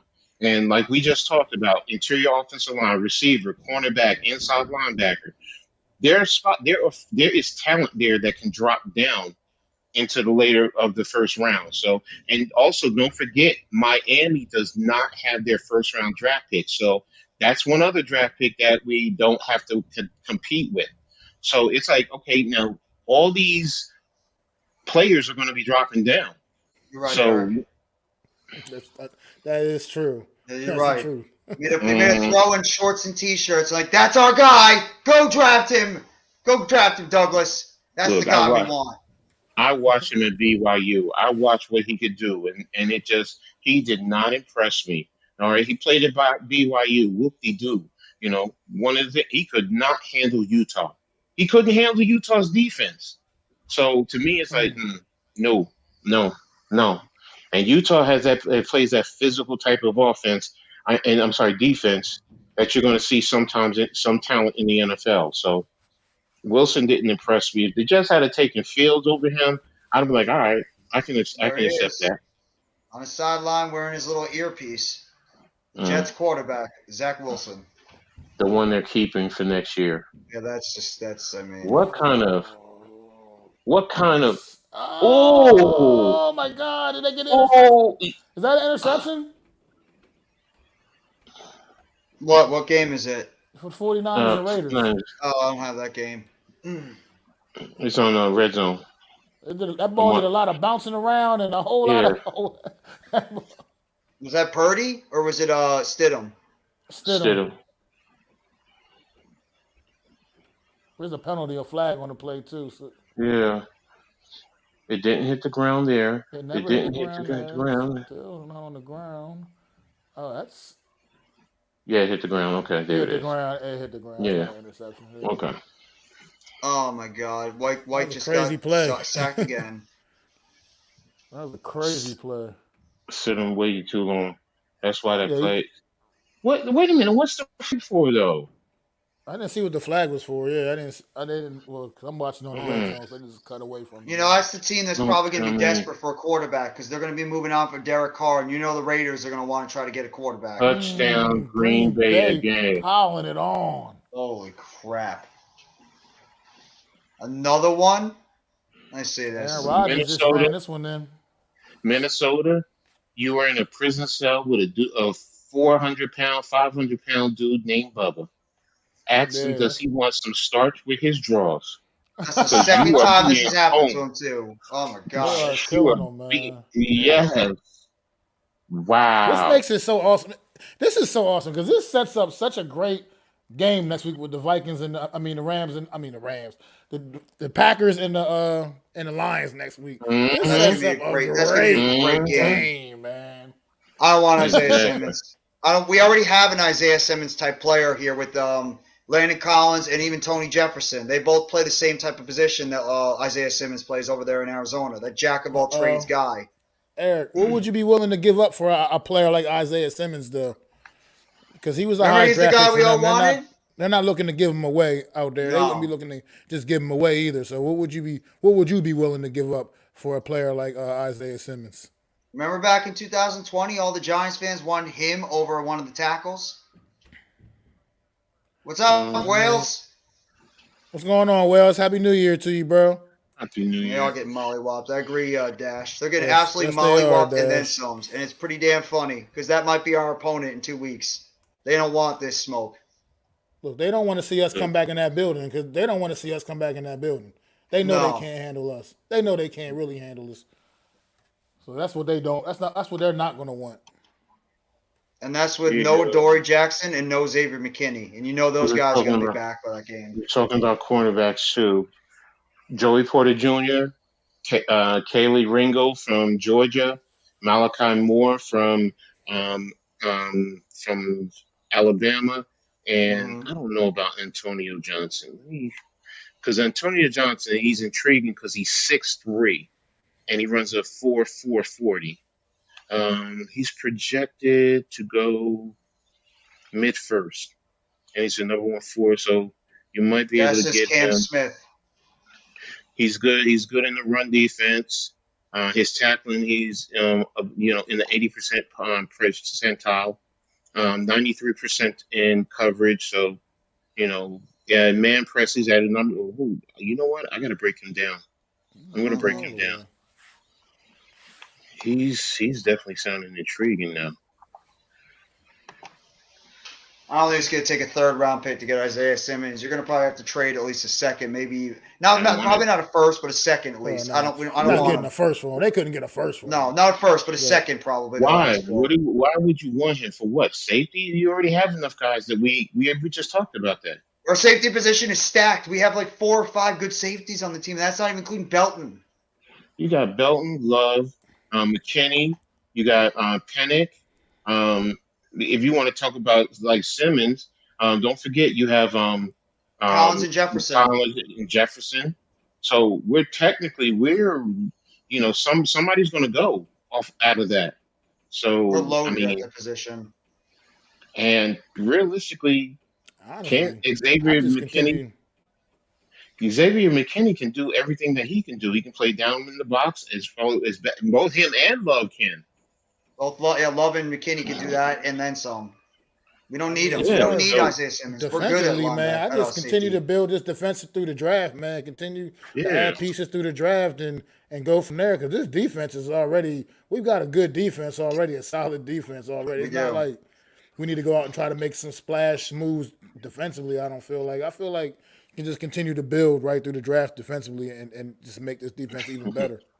No, we'd all love to have DJ Moore, but I think they're going to keep DJ Moore for whoever their quarterback is because that guy seems like a foundational piece over there with the Panthers. But I love DJ Moore. I think that guy is a true number 1 receiver, and I think he'd be an ideal fit for what Dabo wants in his offense in Kafka. That guy is a number 1 receiver. He's one of the most underrated players at the wide receiver position in the league.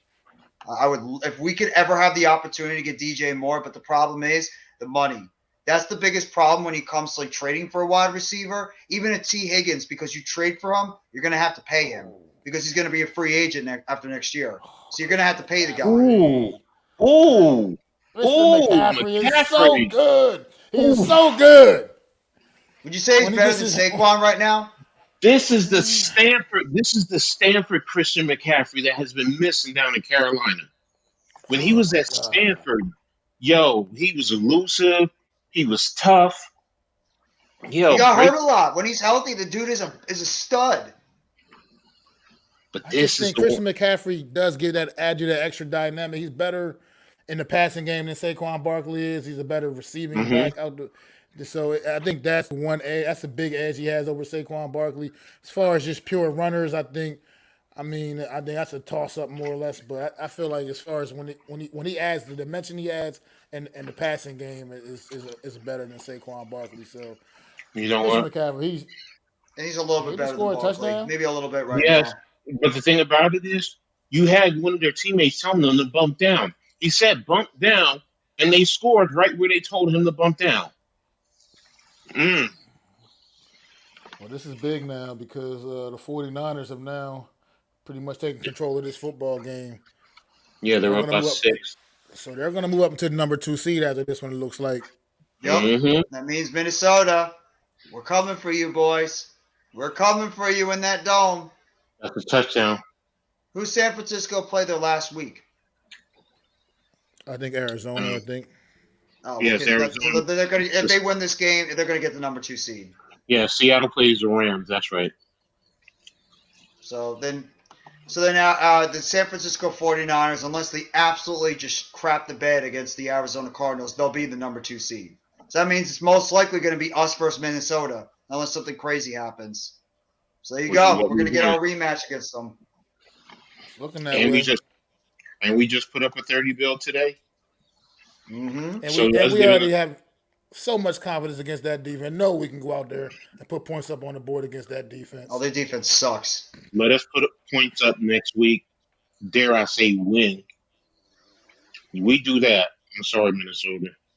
You know what gives me confidence? Our defense can put up points against them. Our defense can score against their offense. I know their offense is good, but the way our defense has been playing the past couple of weeks, and we got a Dory Jackson on the way back, and you got McKinney going to get a little bit more playing time.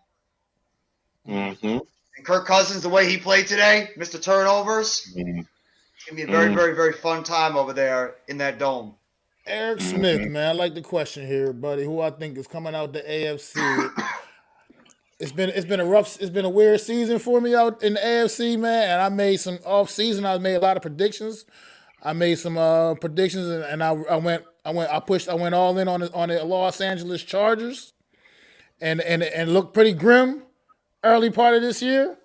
But this Charger team is starting to get hot at the right time, and they could. I wouldn't be stunned if they did a Cincinnati like run from a year ago, man, and still get back in, because Justin Herbert is absolutely the real deal.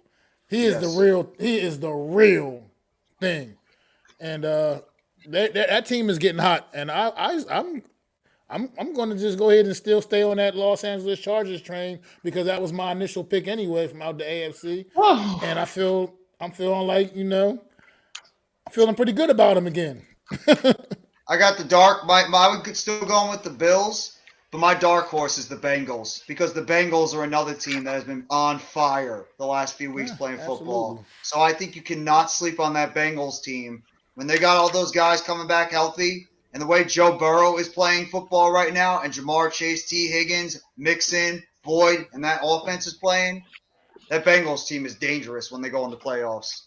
I don't know. I just don't think the Chiefs are going to get it done. I think the Chiefs are going to slip up in the playoffs this year. They've shown a little bit of cracks at the end of this season. Kansas City has one thing that I think most people sleep on. They have that rushing attack. So does Cincy, though. No, I'm not saying they don't. In the past, we've always said Kansas City is more of a passing team. They can ground and pound. So if they're playing up in Buffalo and it's cold, they can get physical. Don't forget Pops. Pop. Oh, yeah. Pop Pacheco can get it done. Exactly. So, and him and what's the other, McKinnon? Jared McKinnon. they've been showing me something as a running tandem. So it's I'm not asleep on them. Well, look at You Buffalo's still have running attack too. Buffalo's running yeah. attack is looking good too.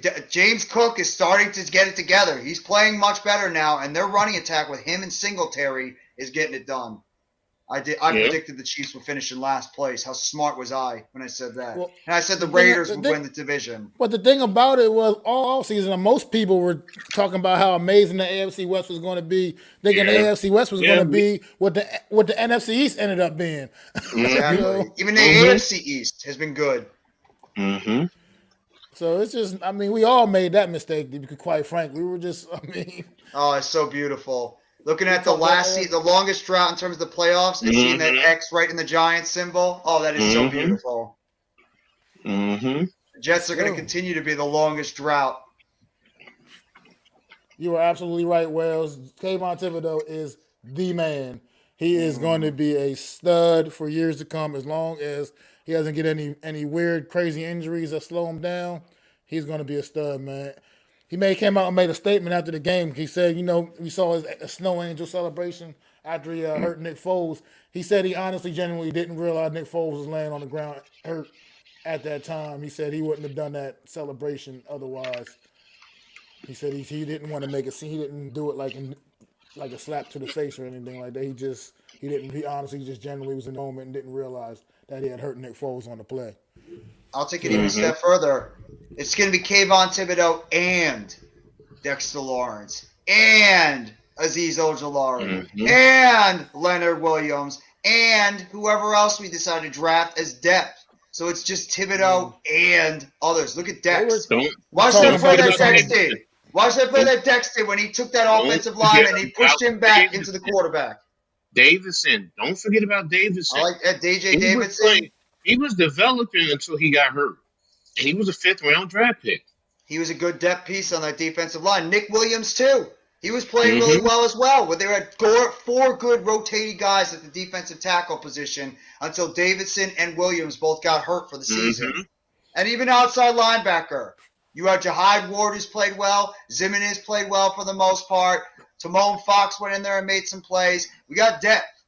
We had depth on that outside the defensive line at one point. We just got to get some guys back, continue to draft, and put in some more free agents, and let it just continue to bring on that depth on the defensive line. We just got to do it for the offensive line, too. Like they were talking about on the broadcast while I was watching the game, like they were saying, could you imagine how, as good as you was watching Kayvon Thibodeau be right now, could you imagine how much better he would even have been had he not got hurt in preseason and missed that time in the beginning of the year? So it was like, We thought he was going to be out for the season when he hurt his knee.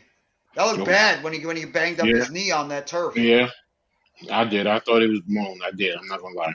Yeah, I did too. I thought he was done. And also, George Karlaftis has been a beast over there in Kansas City too. That guy, everybody thought that guy was not going to be able to be a good player. He has been a beast. He slipped in the draft. He went did. lower than I expected him to go. He definitely was one that slipped in the draft. You know what he took advantage of? He's got that beast next to him named Chris Jones. So everybody's worried about Chris Jones, that you forget about how good George Karlaftis is. Did Devontae Adams catch that? Jesus. Woo! Devontae, that's why. Look, you want to trade for a receiver? You want to trade for a receiver? I'm giving up 2 first-round draft picks. I'm giving up 2 first-rounders for him. Yo, that catch is crazy. That guy's been the best wide receiver in the NFL for the past 4 or 5 years. I will give up 2 first-round draft picks for him. I'm sorry, yes. That body control to go up there and get that, man. That is Hall of maintain Famer? possession. You guys think he's a Hall of going Famer? down to the ground. Hall of Famer? It's still early to say. He's Sure. still early in his career, but at the same time, kind of early in his career anyway. His hands Not are really. He underneath. was drafted in 2014. He's been in the league for a while. Well, it's been 8 years. I guess 8 years, but 8 years doesn't necessarily make you a Hall of Famer, man. You know what I mean? It's Let me see. No, it's true. It's been some good years. I mean, it's been some great years. I don't want to say good. It's been some great years, but Him and Mike Evans have been absolutely absurd. if knock on wood, something were to happen, his career was over right now. I'm not so sure if I would say Hall of Fame because there's a lot of great wide receivers that's played this game. There are. Man. You're right. I say very close to borderline. He's borderline right now. But right now, things are definitely trending in that direction for sure. I mean, for sure. Who would you rather have long term? Devontae Adams and Mike Evans, because Mike Evans has been really special too. Just he They showed both it came out. today with a They 200 both plus came out yard the same game. year, and they Mike both Evans. been very, very productive. Mike Evans has the Super Bowl. And Evans, I mean, think, has had every single year of his career has had over 1,000 yards. He every absolutely year. has. That's true. I mean, Devontae Adams is Mm. he's bigger. He's more of a big play guy, I suppose you could say. But I Mike don't know. Evans Evans has is made some steady big Eddie. plays as well. Mike Evans is steady Eddie though, man. Mike Evans is he has those big games like he did today, but overall, the more bigger explosive playmaker is Devontae Adams. But Mike Evans is that, like I said, steady Eddie, man. He's gonna be that reliable guy that's gonna True. I don't know. It's just Yeah. good. We're talking about two good guys came out in the same draft Came out the class. same year as Odell. One was a first round draft pick in Mike Evans. The other one, Devontae Adams, went into like the third round or something like that, I believe. Exactly. So Second or third round, yeah. Look at already. I mean, look at the yards for this shit, man. Look now, if you're gonna get rid of Carr, and you know Adams is gonna want out, New York better be knocking on the Shane. You better all right. I'll give you a first. And what Seattle happens is here, just man? beating the Jets. That's I not think a that's it for the flag. There Jets. you go. There you go. Oh my God! Are they gonna put them on the first? Oh, that's fucking call pass interference. They're gonna put them on the 1 Man, yard I wish I line. could see this game. I wish I could see this game right now. The Raiders are in this. They get set up on the Who's that? on the 1 yard Wilder? line. Who's that? Wilder? Yeah, Wilder ran a seam route. Was on the linebacker. Oh, Look, it is his hands pass in the interference. face. That That's is pass pass interference interference. all the way. He's That's just mauling so him. pisses. The Raiders have so much talent at the skill positions, and they're just it's like, how are they just bad? Because the rest of their team, their coaching is so abysmal. But you have Darren Waller, Hunter Renfro, Josh The game is over. You got to be fucking kidding me. Yeah, They why would ended they it? flip? No, why would they? I'm watching the red Ooh. zone. They Ooh. switch back to the Jets and Seattle game real quick. Yeah. The game's over. Come Why are you on, going get to the Josh Jets Jacobs game? in the end zone. Josh Jacobs, give him the ball. Touchdown. Let's go. That dude's gonna get paid in the offseason I'm playing too. for two. I'm playing for two fantasy championships today, man. And Josh Jacobs is my running back on one of my squads. I needed that. Is that both? Is that both of your teams? He's not on both of them. He's only on the one. Dude, that guy's gonna get paid in the offseason. That Josh Jacobs is gonna make the bag in the offseason. Everybody's gonna want that guy. Well, guys, I'm gonna see how this Raiders game plays out, and then I'm gonna probably end the stream after that.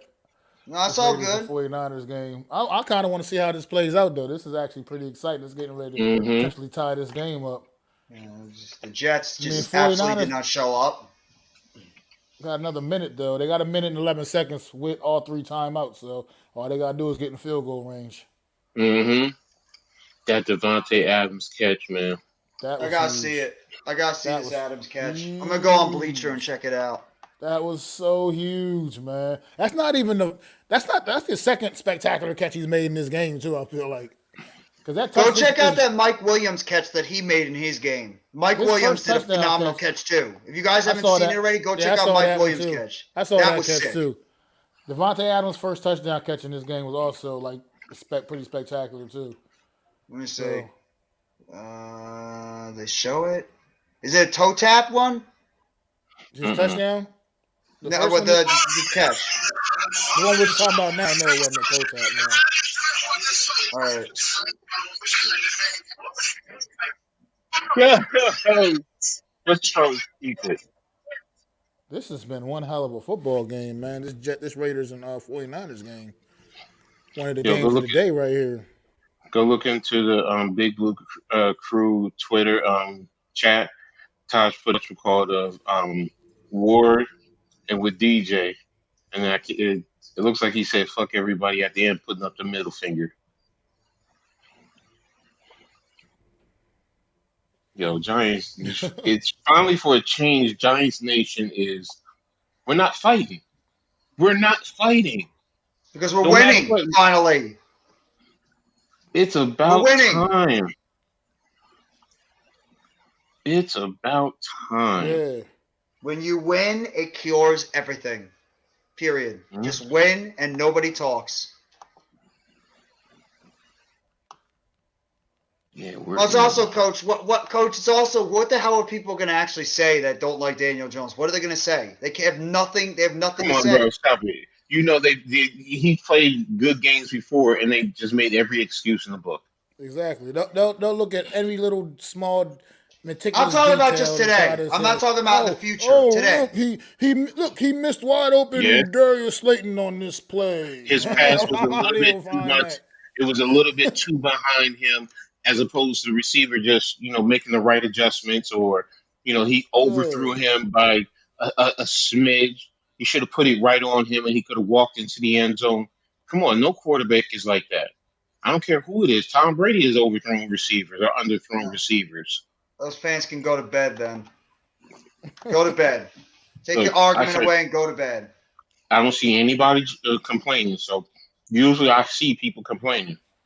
Because we won. We're in the playoffs now. You can't complain. We played as complete of a game as you can. Yeah, Carr's done. When he got benched, he was done over there in Las Vegas. He's not coming back. Yeah, it's Jared Stidham out there. I think I don't know who he used to play for. Auburn. I feel like, no, I'm talking about NFL. He's been around. Oh, on He's the moved around a few Patriots. teams. He was with the Patriots, Patriots, okay. yeah. Yeah, but you say he's played pretty well today overall. Pretty solid out here against his 49er defense. So, but David Carr, Derek Carr, he took his like affiliations of the Raider, like everything down off his social media pages. Apparently, they said and everything. Like he's done. He's Oh, yeah, definitely he's done done. in Las Vegas, man. So He's done. He'd Yeah, look pretty good in the no Jets plans. uniform he's right not now, wouldn't going he? anywhere. Who's going to draft him? Who's going to trade for him? The Jets. The Jets. Good They point. need a quarterback. But they already said they're still keeping Wilson. So you're not going to trade for him. Now, if you're saying you're Have going to trade Wilson Wilson, back him up. mm, Are they all saying day. that just to drive up his value? If there's even any Good value point. at all? Good point. Good point. Good point. Yeah.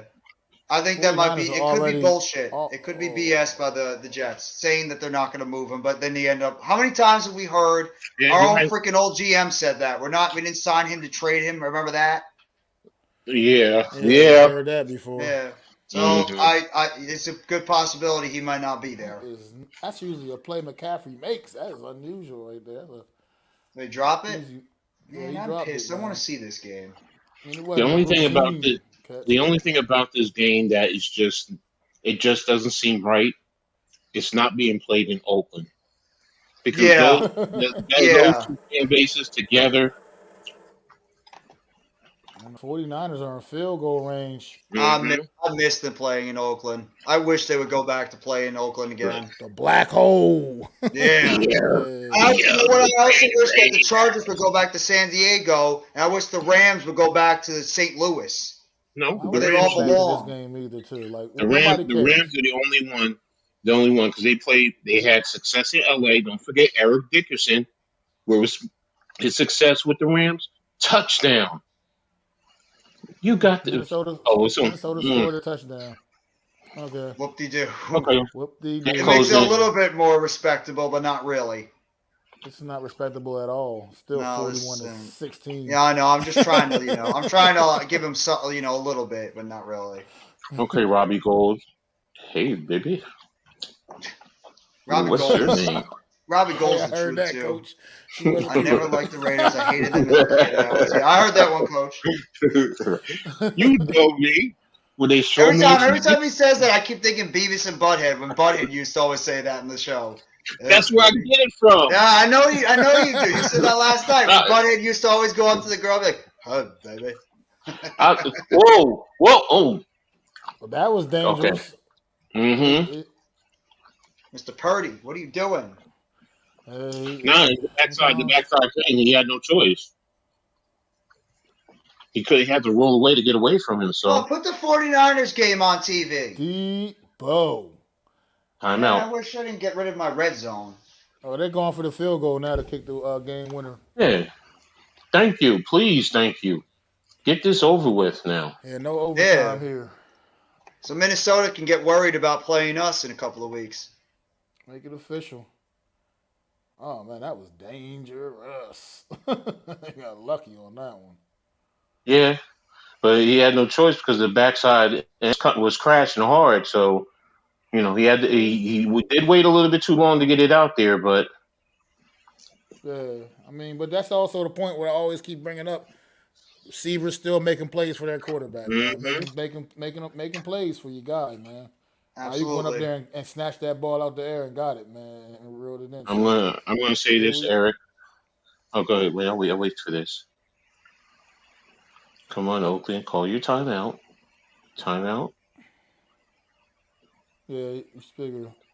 No. No, they didn't call timeout either. No, they didn't. Please tell me the Raiders didn't call timeout. They did not. Overtime in Las Ah, Vegas. no. Wait, he missed it? He pushed Wow, it right. He yeah, pushed he it right. pushed Robbie it right. Gold missed the field goal. From Yep. how far? Let me see if I can. That dude is as automatic as Graham Gano is most of the time. I don't know if that's true or not, but I don't know who had Brock Purdy It as the was second best quarterback in the about a draft. 41. It's a 41-yard field goal he missed. Oh my God! Come on, Robbie. I mean, you can go back in hindsight's 2020 and see the success that Brock Purdy's having now, and people might try to say, "Oh no, I had Brock Purdy ranked as the best quarterback." Oh yeah, People of course they'll say will try to that. change their narrative sometimes like Mm. that, but it's a reason All why right. Brock Purdy was Mr. Irrelevant. You know what I mean? Because apparently nobody had him very high on their draft board. All right, Eric Absolutely Smith. not. I can understand that. I know a lot of people who hated the Raiders. While I'm not a big Raiders fan, I did have some favorite Raiders. Um, Lester Hayes, old school. Hey, Marcus hey, Allen, Dave Casper. Here's one most people look at me like, what? And I always say it, Lyle Alzado. Alzado was a Lyle, stud, man. Yes, he yes, he was. was. So, What was the name of the other when cornerback opposite of Lester Hayes? It was Mark. Is it Mark Haynes or Mike Haynes? Mike Michael Haynes, I think. Haynes. It was Mike Michael Haynes and Haynes, Lester yeah. Hayes. Yeah, the 'Cause the H and brothers. then you had Cliff Branch, and Hmm then you had Mr. Stickum. What's his name? Wasn't The that white wide Lester Hayes receiver. that wore the Look, stickum all the time? I'm Yeah, not gonna but hold you you. I had was the a big Howie Long guy when I was coming up as a kid, Howie man. Howie Howie Long. Long. Long Yes, was Tim that yes. dude, Brown. man. Remember the great Tim Tim Brown? Brown. Yes. That's why it's like for me, it was just like they were watching the Raiders. I mean, I started as a Steelers fan, so and that the immaculate reception. I remember that. I remember sitting with my dad, who's a big Steelers fan, Yeah. and him screaming and going crazy when Franco got that ball, got rest his soul, and took it in Yes. for the end zone. But against the Raiders, I mean, I'm from Oakland, so people say I'm weird, but no, no, No, you're that's not not weird. weird. You like who That's you like, you know? Point blank and yeah. period. Oh wow, that was a nasty one-handed catch. Yeah, But that Mike was awesome. Williams, Yeah. Yeah, I told you the sideline catch. wow. Dude, Mike Williams is a stud. When he got that injury in college, I thought his career might be altered, but when he was able to come back, that dude has turned into a stud wide receiver with him, Keenan Allen. That's the reason why hmm Herbert also has helped out. He's got guys like Keenan Allen. He's got Mike Williams, and he's also got that guy at running back who's not bad too, Mr. Eckler. hmm I mean, And they're playing hmm without their left tackle. Remember how good Rashawn Slater was in his rookie year? He's been out the whole season with that, I think it was a pec injury. yeah, hmm yeah. Eric, there's no rule that say just because you from wherever you from, you gotta like hmm that team. I mean, I've never lived one day in my life in New York. I've never lived. I've been there a few times, obviously, but I've never lived in New York, and I'm still a diehard New York Giants fan, living right here in hmm Philadelphia Eagle country, brother. That's where I live at, and hmm it is what it is, man. You don't have to like the team that's from your area. There's no rules to that. You like who you like. I grew up. I saw Lawrence Taylor play, and I said, you know what, this is. I want to be a part of whatever hmm he's what this guy is on, man. So it is. It's what it was, man. I never looked back.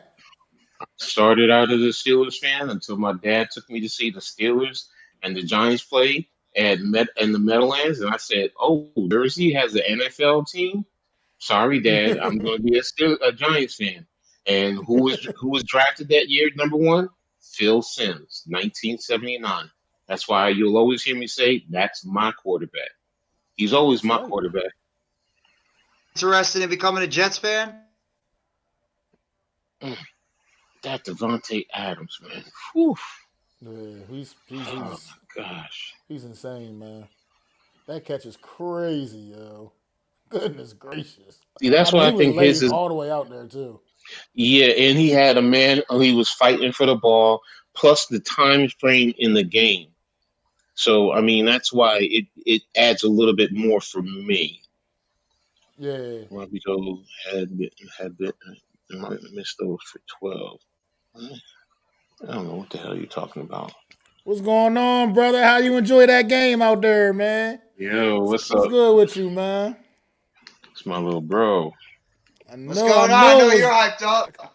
I could feel the energy through the TV out there in that stadium, man. It was lit out there, bro. I'm glad you got to witness that firsthand, man. You deserve it, bro. Mm, mm. Happy New Year's to you too, man. Happy New Year's to you, bro. Happy blessed New Year's to you and the wife. Are they not gonna go back to the damn game on here? That's what I'm doing. I'm trying to find that, see if it's somewhere else. Because I'm like, yo, Maybe wait a minute. is they not gonna show it on CBS or nothing, bro? Oh, maybe on Fox. They on Fox? No, They on. Fox has the Simpsons on. Oh, come on! Don't And do this to CBS is me done right too. now. Come on. They are. Can't. It's a Fox game. This Wait a 49ers minute. and Wait a minute. see if I can find on my VPN real quick. Oh, well, Coach and I were watching that game last night, Eric. If you're an Ohio State fan, you're sick to your stomach after how that game finished out. That was brutal. That was as brutal as can be for the Ohio State Mm, Buckeyes was in that game, and the Michigan Wolverines. It was a shot to that face right there to the Big Ten. that Not a was a good gut. night for the Big Ten. Yes, it was a gut punch to the Big Ten last night, man, big time. So, and I'm a Big Ten fan because I'm a Rutgers Scarlet Knight fan, so I rock for the Big Ten. But that was, and the whole context changed when Marvin Harrison Jr. went out of that game.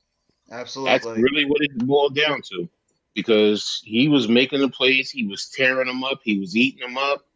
I mean, they couldn't stop him, nothing. So, but it's on to the next one. So now can TCU really come through and shock Georgia, or the O State wake up Georgia and Georgia's going to say, "Oh no, we're not going through this again," No because doubt about it. that defense can TCU handle that defense the way they're going to bring it.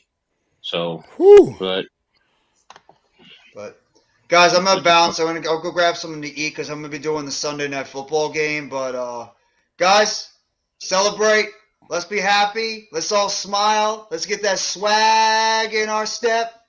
Let's all feel those mhm. good feelings. Giants fans, let's be loud. Let's be proud because we are going to the motherfucking playoffs. Let's go, Mhm. baby. Mhm. I'll catch you Mhm. all on the flip side, everybody. Take Yeah, it thanks, easy. Jeff. And Thanks for as coming through always, as usual, Jeff. let's go, New York football Giants. Together blue, everyone. Take it easy, All right, y'all. got this. Get this Uh, game back on. Come on, fire it up, man. I want to see the end of this game real quick. This has said been a DJ crazy game. earned. All right, NYG, I feel you, bro. He said he earned his respect today. That's Word. big. That's what I'm. The last That's couple of big. weeks, man, the level of play, man. Daniel Jones Hmm. has elevated his play to a whole completely different level. Like I said, to me, absolutely the best version of Daniel Jones we've seen at any point in time in his career, man. Oh, come on. This VPN is killing me today.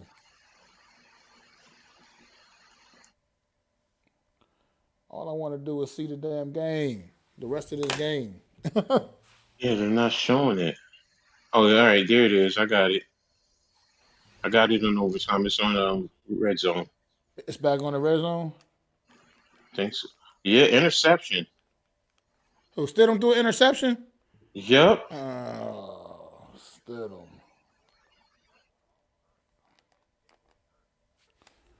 Killing me, bro. It's killing me. I think there's a flag on the play. Oh, wait a minute. Is that highlights or is that? Because I It don't says have the highlights volume up. coming up on NFL Yeah. Network. Because the Red Zone's got to get ready to wrap it up for they're just not allowed to be on air after a certain time. That's the Yeah. thing about the Red Zone. So they got to get ready to show their little touchdown montage and wrap it up for the day. So let me go to Oh, game come on. pay. Let me see. Let me I was see. trying to Game get it on NFL. my VPN and shit, but it's Yeah, not. it's on. It's It's on the stupid. NFL Network. They're at first and goal at about the 3.5. They just Purdy just went and kneeled into the middle of the field. So it's at the 5 yard line, 2nd and 5. Here comes Robbie Gold now. 7:28 and 6 counting and over the field goal. So is it going to be up and good? But I would imagine yes, this then is a I'm with him. this is a chip shot It's a here, chip shot. so Game, and set, it is match. good. Game's over. Yep. Well,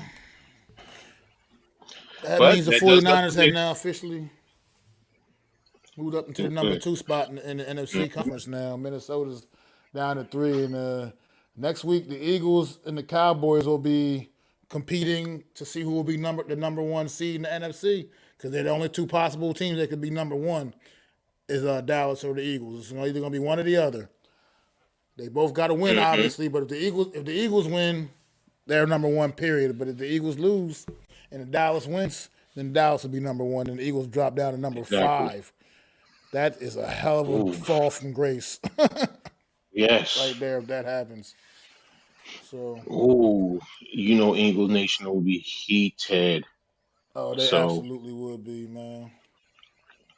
so But it's going to be interesting. Yeah.